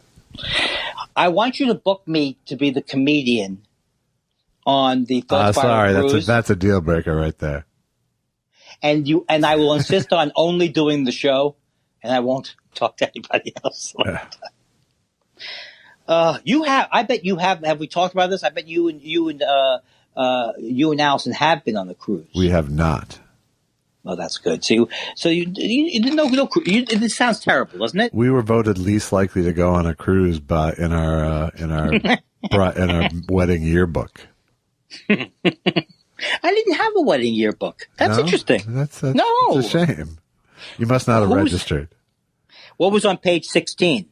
I don't know if that's universal, but I'm even saying. 16 was your girlfriend, and cake 18 choosing. And you were worried at the beginning of this conversation that this wouldn't be fruitful. I went food. I made a hard decision to bring up a topic. And you know what? Bring it up. You did. Yes, I did. And it reminds me that I still haven't ordered Essa Bagel, but it gives me something to look forward to. Do you want to? Yes. Okay, all right. Yes, I want to do it because I know what you could say. You could say, stop bringing it up, but that's not one of those things. It's not one of those Andy things. All right. I come over and I tell you about the thing I've forgotten when I get to your house. Oh, I forgot to do the thing I was supposed to do. Let's do the podcast. Okay. Where's my coffee? I just don't want it to feel like I'm putting any bagel pressure on you. That sounds like an anti-Semitic thing that someone would say. Hey. Ease up on the bagel pressure, Hitler. Hey, I think it's time to. You're trying to smear me. I was going to say schmear. I just didn't have the context. I beat you, ha Bagels in Brooklyn, hand in hand. Used to be Bagels Brooklyn and the Dodgers, but we still have Brooklyn and the Bagels. Bagel is part of my whole background. Bagels was a breakfast food, a lunch food, a supper food. These people in the Midwest, they wouldn't know a bagel from a donut. The only reason they ever saw a bagel was one fell off a truck. 4 professors were dissecting it before they found out what it was all about. Good evening. Why, hi. How are you? I'm fine. How are you? I'm not too bad. We went out today to pick up something at Home Depot. Yeah. Because Susan is making quite a lovely garden out there. Like a little terrace garden? Well, it's like I don't even know what these things are, but they have these systems where they have a pipe. You have a pipe going down into the thing, and you can stick a thing in there to see when it needs watering. It's like pretty amazing. The hanging gardens of Balkanon? They're not hanging, but she's got bamboo. She's got the things like you can, rack, like for tomatoes where you put like a cage around them. Yeah. Yeah. So it's pretty cool, man. I mean, I couldn't do it, but I'm looking forward to cucumbers. And tomatoes and basil. How many tomato plants are there? I think right now there's one. It's growing so fast. Yeah. And that is, if I had more information about gardening, I would throw it in here. Organic this. Yeah. Dr. Schmeckel's bug killer. I guess that's more natural. Yeah. I assume she's going all organic. I think so. I think so. Yes, I believe so. And but it was nice to get out of the house as well. Oh, good. And were you? Did you actually go into Home Depot, or was this a pickup? Curbside pickup, baby. Susan has not gone into a store since this started, and I've gone into just like brief forays into a store. Yeah. Or CVS or something like that. Although the CVS near me was boarded up. Yes, it was. Because if you watch the local news, they're ruining our city. Come on. I love when people talk to the people who are not listening to the news. Stop it with the looting, with the burglarizing. Well, right. The person doing that's not listening to you. Don't Antifa me. Mm-hmm. A person who wrote a book about Antifa was on the news the other day, and he was just making the point that when you see these huge rallies, like the Minneapolis rallies and the things, there's not even they don't have that many people in Antifa to do something that organized. They're a small organization that's like not even meant to be organized, from the top down. I'm just trying to convince you because you keep sending me these emails. Antifa's coming. Do you have you prepared for Antifa? A message from the president of Antifa. Dear, I know what. Hey, they say Antifa doesn't exist. I got a goddamn email from the president. Yeah. First rule of Antifa: talk about Antifa. Yeah, talk about Antifa. As you know, we've created quite an amount of trouble at these various events, and I want to thank everybody, and look forward to our 4th of July picnic windows thing. Just wanted to send you an Antifa attaboy. And of course, the other good thing that Antifa did was they made their name simply be anti-fascist. So, yeah. First, these people have to explain why they're pro-fascist. I really think if they would have gone anti-fash, it would have cleared up a lot of things. That's true. I think they would have. But that being said, when people say that being said, I felt energy in the car for a little while too when I was out there. Yeah, like between you and Susan, or just your own?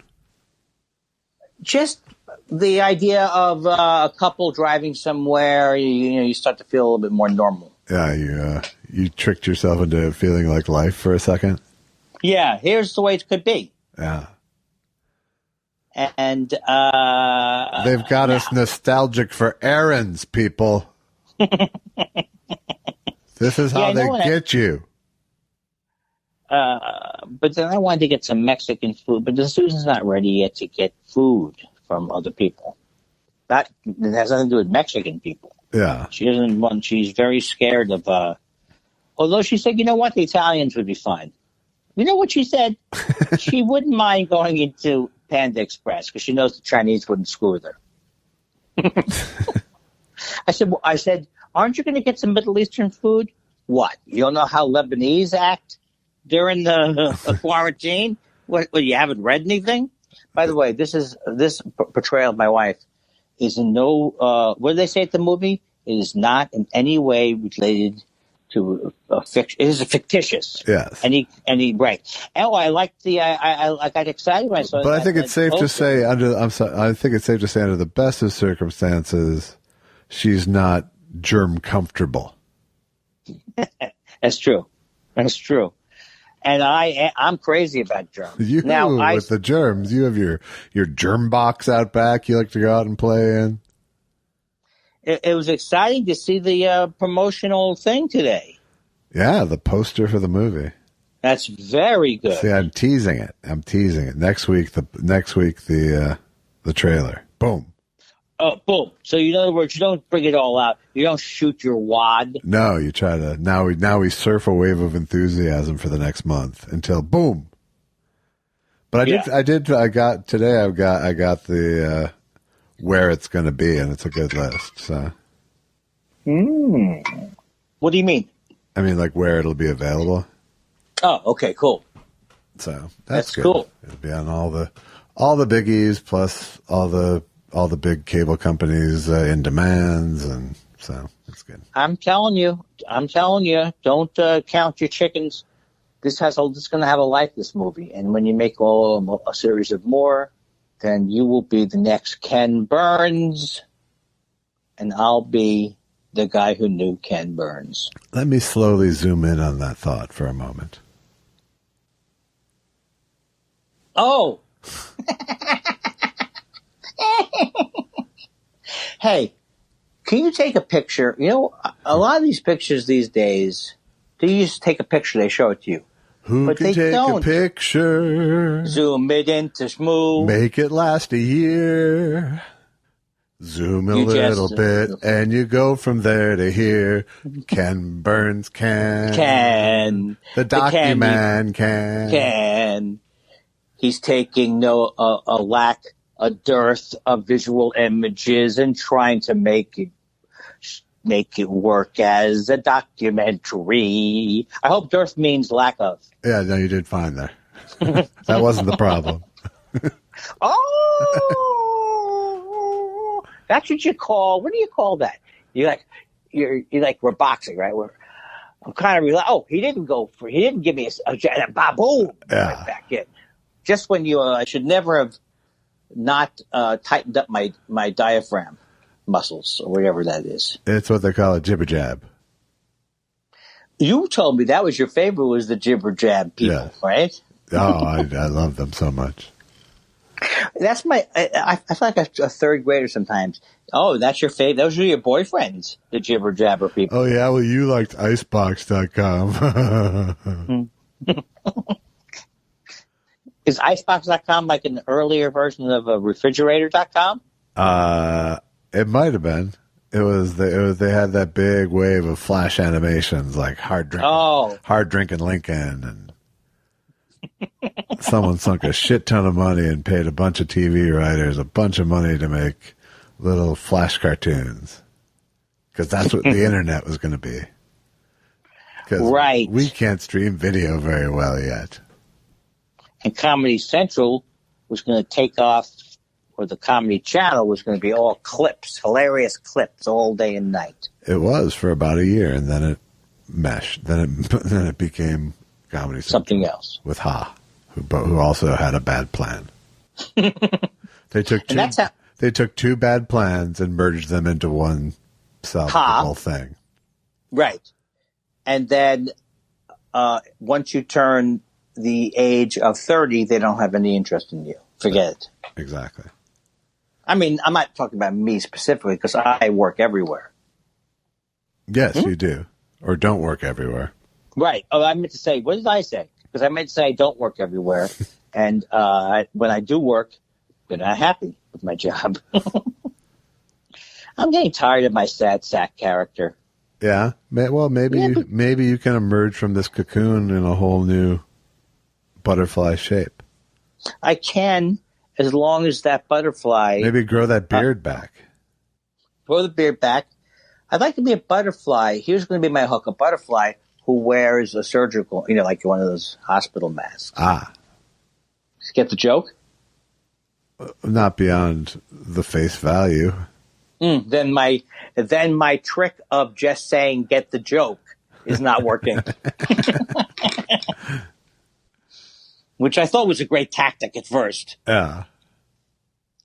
When is this gonna end, Josh? When's it gonna end? You need an audience that you can't understand why they're laughing. Not only that, but I have to do ADR. Now I have to go down to the storeroom and get my snowball mic. They like a snowball mic. Do they really?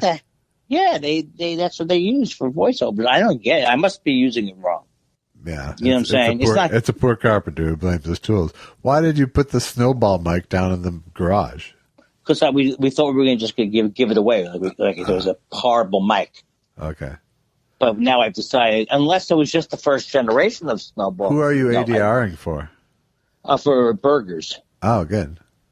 Todd Barry got one. So I got one. Thank God for Bob's Burgers. That's how they're like they treat you like your siblings. If Todd Barry gets one, you get one. No. When Todd Barry, see, here is true. There's no way to know what I'm saying from the words I use. Yeah. And my mother was a pioneer. My mother, seriously, in the middle of dinner, we're all talking. She goes, so I said, look it, she's not going to be happy. Why put it over there? There's no way in the world. All I meant to say was that Todd Barry got a call to do ADR for Bob's Burgers, and they had him do it from his own home because of social distancing with his, whatever his mic is. Snowball. Blue ball. Stop. Blue ball mic. His blue ball. Get it? That's my other hook. Get it? Blue balls. Because your balls turn blue from not having enough sex. Can I ask you a question? And don't get insulted by this. What would my color would my balls be from my penis not working anymore? What's the color of boredom? I think it's just flesh. It just remains flesh color. Yeah. Oh, I love it. I love it. I would not, I'm telling you, so you know that I'm not crazy. I would not have been doing this bit when I was younger and single. And your penis worked. Yes. Because then I would have been at all the various different, I would have been taking anything to get it working again. No, I think it gives you a certain Abe Vigoda-ish charm. I think it does. It's almost like women aren't going to worry about it. He's not going to make a pass at me, that guy. Even if he does. What's the worst that could happen? Right. This is not. I'll tell you one thing. He's just gonna bump up against me. I'll tell you one thing.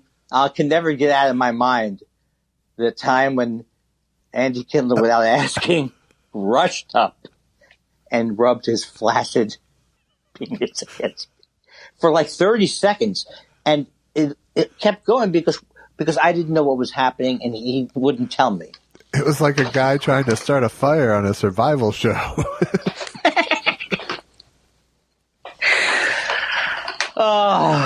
You see, the thing is, people have to know this is a bit we're doing. This has been Andy's Penis Corner. And literally, Andy's penis can go around a corner.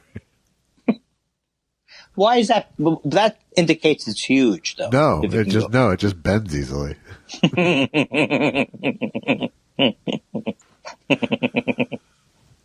They used to call. I didn't say around the block. They used to call my penis the pipe cleaner, but since it can't get hard, they call it the Thai noodle. All right, I'm done. That's it. Yeah. Not with the conversation. You ran into a wall. You ran into a wall with an erection and broke your nose. You know why I broke my nose? Because you know why. It's another penis joke. I made it already. You made the joke. And but you know why it's fun? These kind of things are fun when I talk about them. They are. If it was my penis, it would be much less fun. So I was on the Jeff Cesario. So Jeff Cesario's thing came out. Yeah. But the way he pitched it, the way I saw the Corolla fans, that one. Yeah, and I consider myself a very mature for not commenting on it. Yeah, that was good. Because other people were like, "What? Andy Kindler, Andy Corolla." So I'm just pretending that there's never been a feud. No, Chet. Andy's an enemy of the people. So I was thinking, like, I don't believe Jeff Cesario's politics are like Adam Carolla's. No, they're not. But he just relates to him with this character he does, I think. Yeah, I mean, Jeff's a little more. Live and let live. Jeff's a little more like what we should all be. Yeah. I'm here to do comedy. We don't need to talk about that other thing. Well, that's true. We should all be that. We should all be that way. But yes, exactly. He's true. There was no reason for him to engage. He's able to see nuance. Yes, yes. But I do think sometimes there's some people would like. I didn't used to mind Adam Carolla until he started to become so blatantly racist. Yeah, that's really his off ramp. But he started off all funny, and I'm sure he's still funny. He's just funny and unpalatable. Yes, palatable. Much like this is interesting. Much like Hitler, he hated the Jews, but he was viciously funny about it. A better painter than he gets credit for. See, people don't get it. Talk about forced perspective. No, that just sounded better. Sounded better than it came out. Can you hear my teeth? And you know what I mean by can you hear them? This is my fear, is that you get into the time machine to go back and kill Hitler. Yeah. And you find a way to start just to tell him that you do watercolor painting too. You mean I get friendly with Hitler, right? Yeah. Well, you want his approval. Yes, this is exactly. I'm telling you, I am the ultimate. He's always been nice to me, right. Even though I would never pay lip service to that. Yes. If somehow we worked it out and I didn't know it was Hitler, he doesn't. He can't hate every Jew. But let's say I was hanging out with him in the bar and I didn't even know he was Hitler. Yeah. But then he told me, I love your watercolors. And then 6 months later, he becomes Hitler. I would still be like, that's the guy. That's the guy who liked my watercolors. he can't be all bad. He can't be all bad. Oh, Hitler! They found Hitler dead. And that's the guy who liked my watercolors. I like that a lot.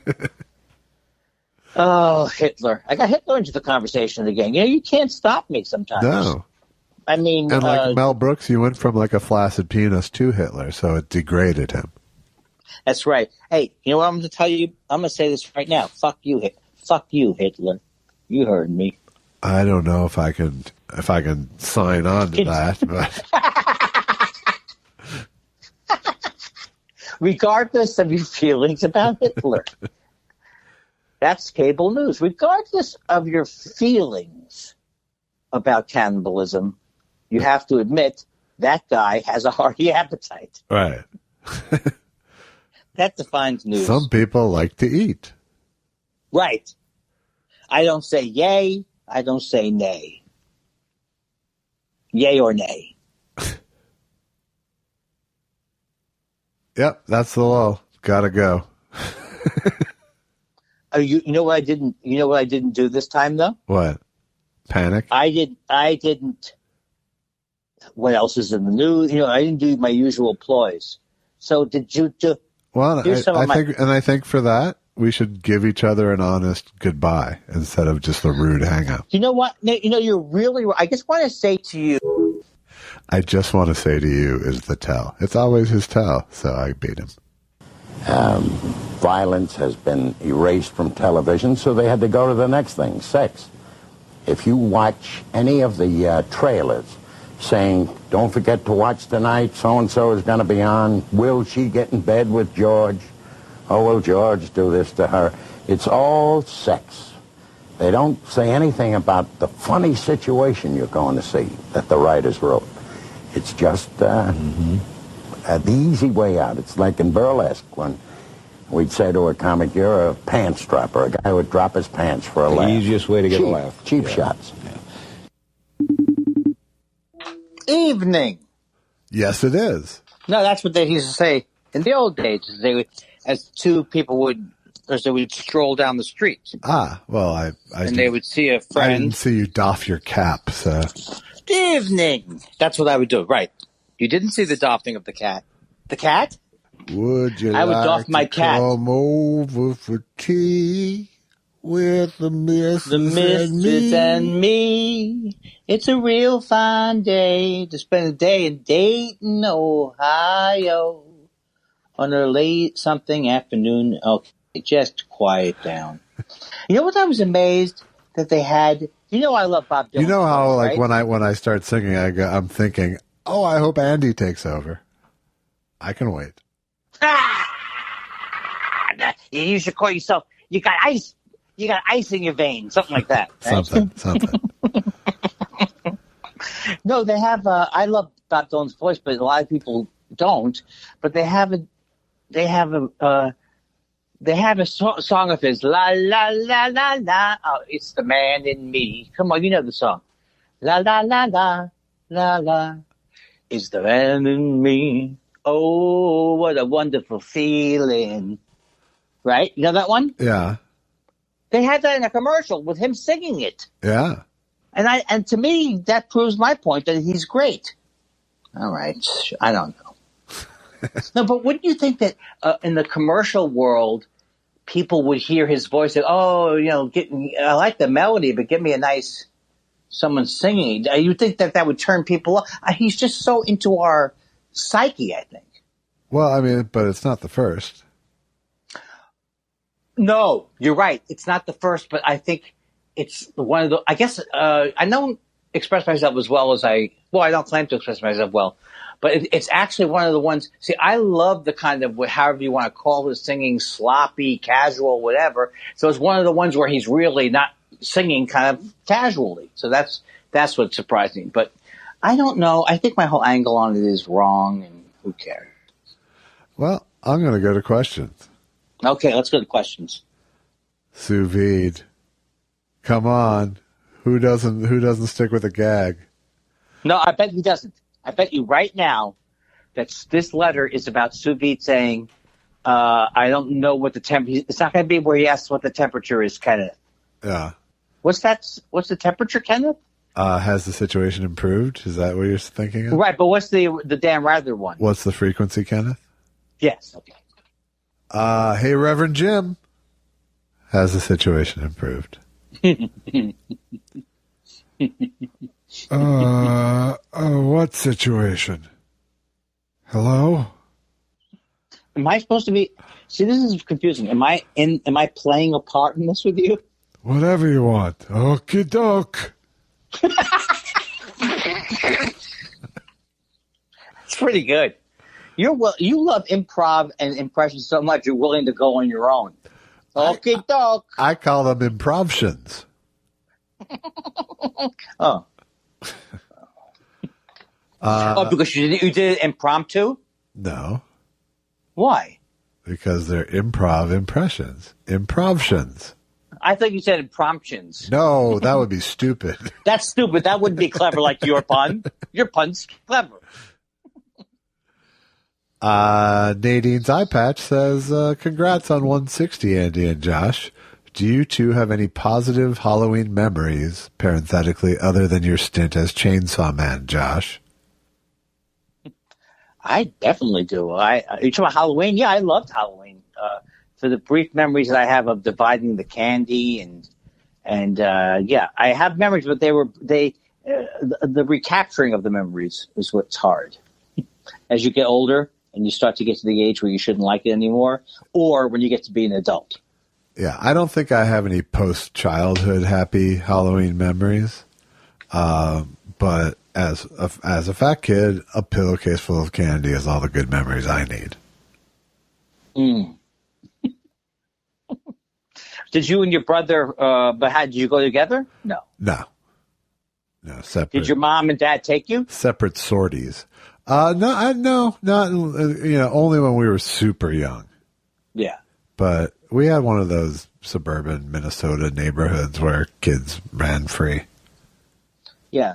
Until 10 o'clock at night, pretty much. Like in the summer, you'd be out playing till 10 at night. And those days are gone, they say, but people still trick or treat, right? Yeah, they do. But they're very they're very well supervised. They go in packs now. They go in packs with a show. Oh, that makes sense. Yeah. And it makes sense because you never know when you're going to hit like old man Weinstein's house. I like it because it's kind of scary. Not because of the costumes, but like 12 6-year-olds at your door. is scary. It's an existential fear. Perush has a request for you, Andy. Ooh, Perush. Perucci. Can Andy do a Julius Caesar in a pompous British Mr. Weinstein accent? A2 Peruche, then fall Andy. Okay. All right. Now, what is this because Peruche? Is this because Peruche stabbed me? I guess so. Probably. Yeah. A2. That doesn't sound like a British guy. No, that's not Mr. Weinstein's voice. Oh, I see. Mr. Oh. A2 Brutus. God, you're talking a guy who can't do impressions, and then you have to change him. Peruche is the line. Peruche. Oh, he doesn't want to be Brutus? Let me try it this way. Mr. Weinstein, come in here. Peruche, come in here immediately. Is it true, Peruche, that you were involved with all of these other gentlemen? A2 Peruche. Maybe you can just take that one out. Okay, and then fall. Edit it down. All right, now Tweet Bahara says TS-160 is being released on my wife's and my 22nd wedding anniversary. Very nice. Oh, may we, cool. David and Kathy, get a is it still spicy? By the way, it is. Go for it, Andy. Is the what? Yeah, you've been married 22 years, and I have the question for you: is your marriage still spicy? Well, it's just a regular marriage. But is it spicy? Well, it's a regular 22-year marriage. It's just regular amounts of spice, is what I'm saying. Well, how long have they been married for? 22 years? 22 years. It's a 22-year spice. It's age. Well, now I'm just asking, is their marriage so spicy? Maybe you should try the etouffee. I think now if we get 3 or 4 or 5 more requests, I'll get my characters down. All right, good. Mark Thompson says, Josh, as you know, the home state has been taking it on the chin. What with COVID-19 and the recent protests, perhaps you and Andy could help bring a little tourism back by spitballing some Explore Minnesota slogans for summer 2020. Oh, all right. Hey, come down. Hey, come to Minnesota now with the COVID and the unrest. We're giving rooms away. Well, come down to Minnesota. It's a good time to sit alone in a boat on a lake. Hey, come to Minnesota. We got 10,000, and that's the low ball. Home of the. That's more than 10,000 places for you to sit alone. Hey, do you like you? I'm done. I can't think of it. I think we came up with one. It's good, right? Yeah. The restaurants aren't open, but the stores are, and you can make a fire. I just want to make the point that Minneapolis is a great. I love going there, and it is weird that all this is happening there. Popular Jews from all over the country love our state. Dan Wade says, "Hey guys, the past few weeks when my wife is brushing her teeth before bed, I hide her pillow. When she comes out and asks, 'Where's my pillow?' I say, 'Maybe it's in your home state of Minnesota.' Long story short, can I crash at your place?"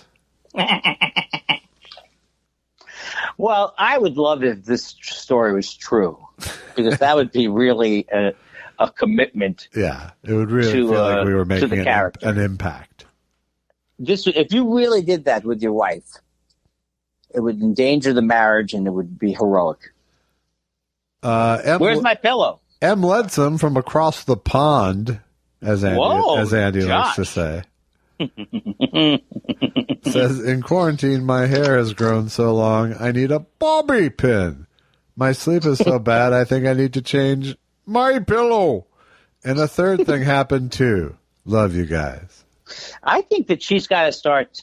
She's ready to take over one of our 2 spots or something. Or 2 of 2. 2 of 2. Sous vide is back with a nominal. Sous vide. You can't do 2 questions unless the second one is not about what the frequency is. It's not. It was how would James Mason ask Lindsey Graham if he was a homosexual?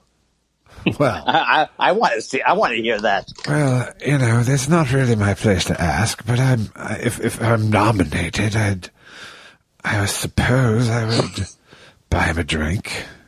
Yes. Gently run my fingers up his leg. Don't. And say, Lindsay, what is this doing for you right now? Is this a good touch or a bad touch? I would say. Now, is there something coming out about his homosexuality that I read on Twitter? Or there's some claptrap about him posing as a character named Lady G for a series of young non-disclosure agreement signing boys. You made that part up, right? I did not. What? No, I have not delved deep into this topic because I find it besides the point at best. I want to end the show right now. If you're lying, if this is you did make some of it up, no? Well, I didn't make up the Lady G part. I didn't make up the boys and the non-disclosure agreements part, so I'm not sure where the margin is. Now, as you know, I'm all for neither one of us. We are both pro-gay. And we like Lady Di. So this is not a comment on homosexuality, but I would love it. How did Lady Di enter into this? Lady G. Lady G, indeed. Is she a Southern belle? Is that what happened? Like I said, I haven't delved in. I can only imagine she's a delightful Southern belle. Well, this could only get us into trouble because this should not, any of this schadenfreude should not be about trans people, about gay people, but if his career was destroyed because people did find out he was gay and he dressed up or whatever, I'd be the happiest person in the world, or whatever he did. I say we let him live in the realm of confirmed bachelor and leave it at that. God, I hate that guy. Thank you. Larry Harold says, Andy, the NBA is back. If you were in the Lakers locker room and LeBron coughed on you, how would you respond? I wouldn't be, these kind of hypotheticals where they know if I would be meeting LeBron, that I would be wanting to, wouldn't want to yell at him if he coughed on me. It's a very strange hypothetical. He continues to ask Jelvis, how would James Mason handle it? Well, let's see. I'm so glad I didn't leave the room. I would say, would you like a tissue, LeBron? That's all I would say. That's what a gentleman would do. When's it back? And I would keep my eyes up in the locker room. Eyes up here. When's it coming? Is it coming back? Or we don't know yet? It is coming back, yes. In which, in one stadium? Pretty well, yeah. They're all going to be at Disney World. They're all. And are the Lakers live and play at Disney World? Seriously? Yeah. Why am I thinking you're making it up? There's nothing funny about these things. I don't know. Sound real. Wow. They're going to start training camp at the beginning of July for a week in their home things, and they're going to go to Orlando and play 8 regular season games leading up to playoffs. But why would they even need the regular season games? Because they all demanded that they had some games to play before they started the playoffs. Because they've been off for 3 months. Oh, that makes sense. And the 8 games fulfills their local TV contracts. And now are they taking a reduced pay or some nonsense? They took reduced pay for the month of May, and they're going back to regular pay. Okay. All right, keep me posted. I really had a lot of information on this topic, I have to say. Well, I'm surprised I'm not keeping up. I'm afraid to keep up with things because I want to watch things, so. Huh. The other way is I don't think there's sports, and the world's about to end, so I don't go to the sports section anyway at this point. Yeah. Jason Parton says, all right, guys, here's one for you. What's your favorite Ray Harryhausen creation? Unrelated follow-up, what did the Buddhist monk say to the hot dog vendor? Make me one with everything. Who's the first person? Well, I don't know that name. Ray Harryhausen? No. Well, should I know that? Ray Harryhausen is a legend in the film business by creating, I can't remember what his process was called, but Emotion or something like that. But he did claymation stuff. He did. He did the Sinbad movies and Jason and the Argonauts, and he did Clash of the Titans, and he did a bunch of very famous sort of stop motion animation things. Oh, so he's a man who's no longer here. Yeah, he died in he died in the teens. Right. But he retired in the 80s, I think. Ah. I wouldn't even be able to spell that name. Like he worked on Mighty Joe Young. He goes back that far, Yeah. I would say either the skeleton sword fight in Jason and the Argonauts with the team of skeletons, or the Kraken in Clash of the Titans. What do I have to choose? The early '80s with Harry Hamlin, not the 2000 later reboot. I feel like your impressions are malfunctioning, and so we don't know what's going to happen next. That wasn't even an impression. That was a character. Well, same. Well, that's true. I'm sorry. I'm sorry for insulting your style. Yeah, thank you. Michelle Wisecarver says... Hello, Michelle. Michelle Wisecarver. It's not just the carving you're wise about. You have your finger on the pulse of life. Gentlemen, I have no questions, because everything is awful, and I'm sad, and my brain doesn't want to cooperate. So just want to thank you both for keeping up the good fight and continuing to make us laugh. You're the best. Heart emoji. This is a woman who gives. She's not in the mood to be the positive force that she normally is during the letters segment or email segment or the thing, but she still did it. She still served it up. She's true. It's true. It's present. Yeah. It's a goodwill package. Keep the faith, Michelle. Keep the faith. Things will get better. I am not sure of that, though. No, they will. They will. Yeah. But maybe none of us will be around to see it. Oh, that's certainly possible. I mean, it's going to get better, but only in the sense like... For cockroaches. Yes, a million years of that. Like I saw a wonderful thing about when the mammals first emerged after the asteroid hit the Earth. It was nice. So if I think about that, maybe we're close to one of those rebirth billion years where green things start growing. Yeah, I like to think an ice age. He Ant says, I just tried mortadella, which is like respectable bologna. It's a small pleasure, and I'll take it. That made me laugh. It's so good. That's the only you only get an email like that on our show. It's true. It's a small victory. Oh, that's so good. Plus, his friendship has been. We saved his friendship. He and Coop are back together, from what I hear. And we did it. This is the wrong way people should act after doing it. No. We. I'm the only one who can. Isn't that what Trump said? He Ant did it. We just facilitated. Oh, okay. I'm so Trumpy now. It's not like we called up a He Ant and said, "Hey, I hear you guys are having trouble. We think we can help." I'm just saying, I'm not going to say what happened, but there was a payoff. I paid some money out. You did a side cameo to try to patch things up? I haven't done my cameo.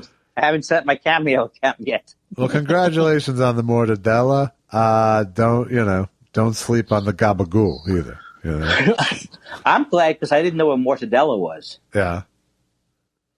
And do they still sell bologna? I guess they still sell bologna. Sure. You know what? But I like the gabagool. What is that? It's Capicola, or as Tony Soprano would call it, the gabagool. Hey, you know who sells a lot of bologna? Trump.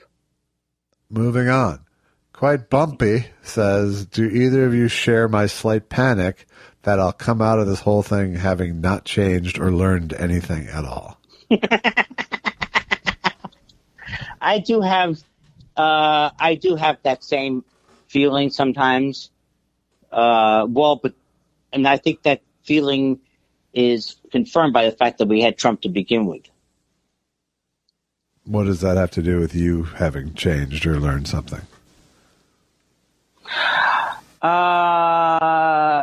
Because I'm more making a sideways comment about how I used to think that we were improving as a species because I was born after Hitler. But now I don't think that we are improving. No, but I think. But the question is about you personally. Well, I'm always learning, Josh. You know me. Yeah. No, I feel like you're more at the comfort end of the spectrum. Well, what do you think you're going to learn at the end of the whole thing? I don't know I honestly don't know, but I don't have that much pressure on myself. I'm a pretty. I kind of went into this thing, and I have some tweets to back it up without going. Like, my mission was to get through it. Right. In a sane and healthy way, the best I could. But I was really very measured about not going, you better get a screenplay done, or Oh, I see, yeah. That's always trouble. But, as month 3 hit, I was like, fuck, you better get something done, because, that's a long time. That's a long time of doing nothing. March, April, May, March 10th, April. It's 2 months now, right? It's been 3 months. 3 months of quarantine, or 3 months since we locked down. But but I guess my thing is just that, in a time like this, epiphanies come cheap. It's real easy to sit there alone and feel like you're having breakthroughs. It's a whole different thing when you're interacting with the species and back in your habits and life. Yeah, except I do think that we have maybe, but again, I could be guilty of being too optimistic. I think people have finally, I always hated the Pledge of Allegiance. I always hated the national anthem. But it's like the fact that people realize what the football players were doing, that was great. Well, I don't know. That's a different question. And I don't know. I think it's way too soon to say what society will change, at this moment. Yeah. This actual exact moment, it's a sort of hopeful moment for humanity. Yeah, it is hopeful. I'm glad because the week things started out hopeful. Yeah. But, but I don't have great faith in lasting change. But I do have, But, we've also seen things flip on a virtual dime in this country on things, too, Yeah. I have a general idea that life is supposed to be good. Life is supposed to be great if you can make it great. So it's not, at the end of the day, we're here because it's a wonderful thing is what I do believe. But it's hard to remember that when bad things are happening. And for some people, it's not happening at all. And that's why it's another one of my optimistic philosophies. I think, if people can, I hope that if people can come away with anything, it's that fewer things than they thought mattered. And some of the things that didn't occur to them matter, Yeah.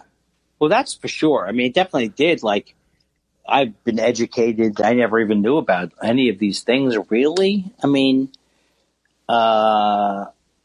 So I find learning about it interesting, and I am reading a little bit more than I normally would read. Yeah. Good. Yeah. Yeah. Oh, we ho, oh, hey, ho, ho, ho, ho, ho, ho, ho, yo, ho, ho, ho, she, ho, yo, ho, she, ya, ya, ho. Huh? All right, the wheels came off. No, I thought that was minimalist. I've learned a lot from this podcast, but nothing has stuck quite like learning that the Charmin's entire branding is based on does a bear shit in the woods. Thanks for this and other nuggets. I agree with him. I can't believe still that a commercial campaign is still on the air without there being demonstrations about enjoying the go. It makes me angrier than I am about, not really fake angry, but it's, I just don't get it. I know, but you're from the shame the go school. so I believe that there's a middle ground. I just don't believe that the difference between enjoying the go and not enjoying the go is going to be that I got this great toilet paper. Well, I don't know if you're right there. I mean, you could you could have a perfectly enjoyable go, and then get to the end and have things crash into the wall with a bad toilet paper. Yeah, you're right. And you've therefore ruined the whole go. You know what? You've turned me around. I like the commercial now. All right. Wait a second. That wasn't mine. Steve Norwood says an asteroid seems quaint right about now. No question. Just wanted to wish you both all the best. The show has been one of my few effective weekly buffers against this madness. And hoping Fiddling Horse will be viewable soon. Isn't it viewable? Huh? It's not viewable? It's not viewable. I thought we already released Fiddling Horse. No. Oh. They just screened it. Well, where's the sale? That's what I want, people. Right. I don't know about viewable. I just wish it were watchable. Am I right, people? Talk about viewable. Guy Incognito says everything is awful. Everything is terrible. The system is crumbling. The fall of the empire is in full effect. So what would James Mason sound like from a helicopter commenting on the looting of a Guitar Center currently happening? Well, we're here above the Sunset Strip, and there's a terrible mess happening here at the Guitar Center below me. I see a stream of really poorly chosen guitars running out the door. It's as if these young men don't have any real knowledge of the guitar-based rock and roll. That guy's stealing a PV bass. He's stealing a PV bass. It's really ridiculous. I can't believe this.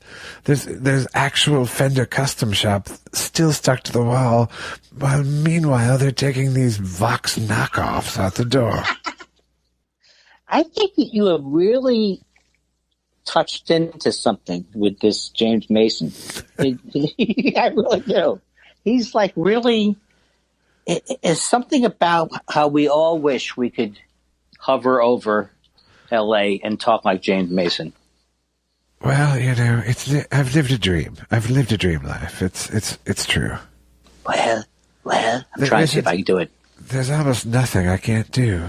In fact, Greg Kelly says, could you wish my buddy Matt from Cincinnati happy birthday by having James Mason order Cincinnati-style chili?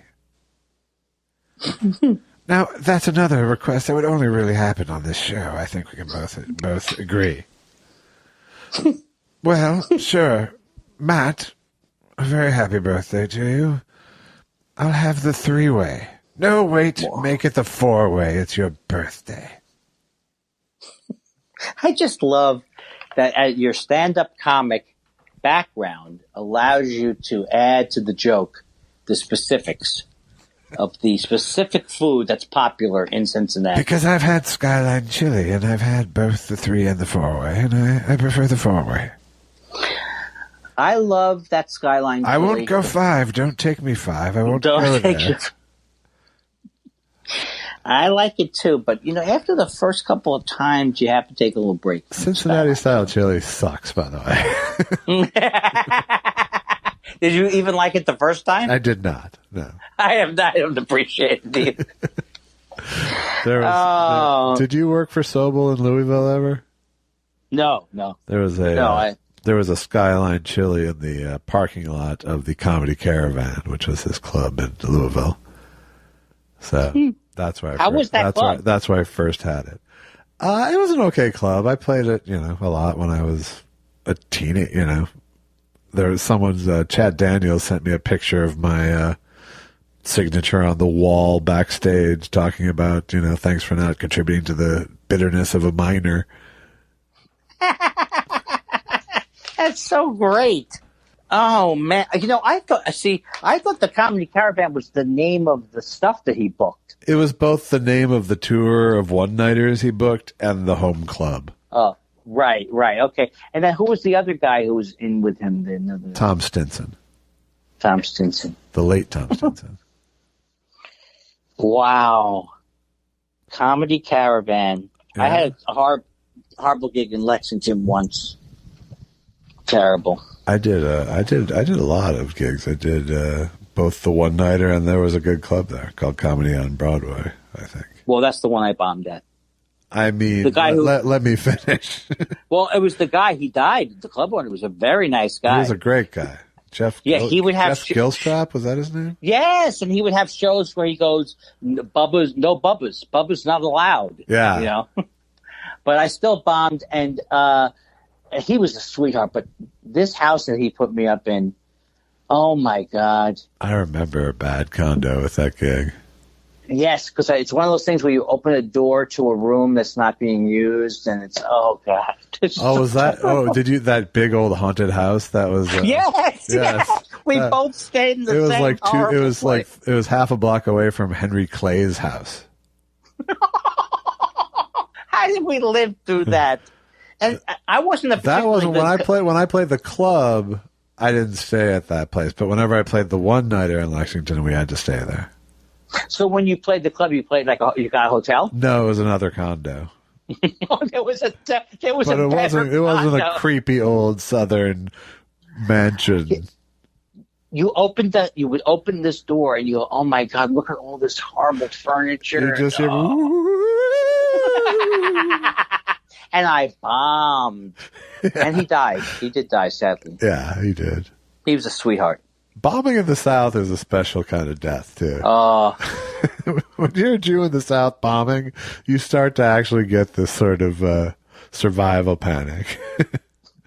I think I told you the story when I was working with Al Lubell and in Jackson, Mississippi. Yeah. And the club owner had to come and get us because the dog was terrorizing us, and we couldn't leave the downstairs.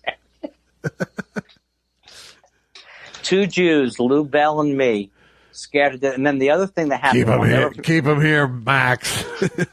Yeah. That's great. The other thing I'll never forget was jogging in Jackson, Mississippi, and being chased by dogs, and being chased by 4 or 5 dogs, and then finally falling, and then the dogs all going, oh?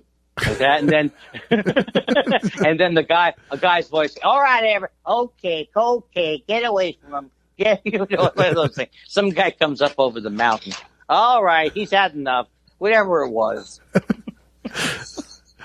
Just the mental image of a panicky Andy Kindler being chased by dogs. Dogs, literally, I'd say 5 dogs, and then I fell. Yeah, and maybe they were about to devour me, but they definitely was like a collective. They were probably about to lick you.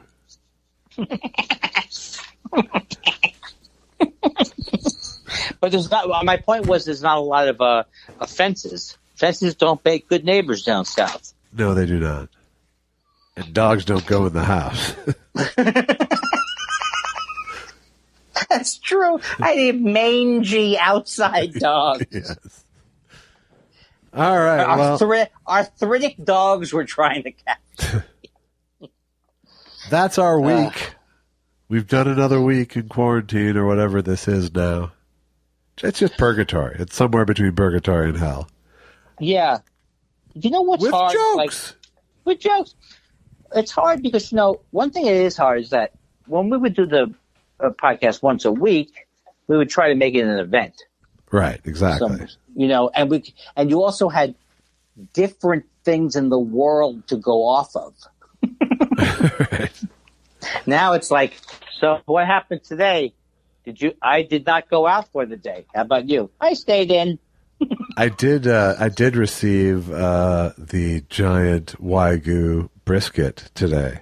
Oh, that's exciting. And it's a 16-pound frozen solid behemoth.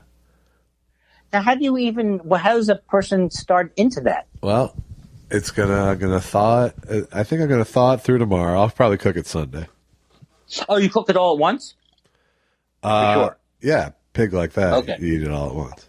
Man. You know that joke, right? No, what is it? Pig like that, you don't eat it all at once. I don't know that joke. Oh, well, now that you know the punchline, we'll work backwards quickly. Don't make it too shaggy, doggy, or whatever. Yeah, I won't have to at all now. Guy's driving by a farm, sees a pig with a peg leg.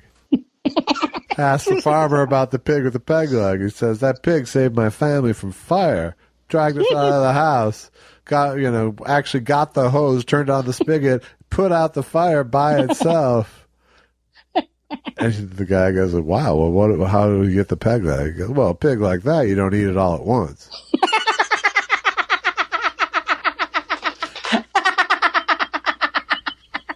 It's so stupid. It's so stupid.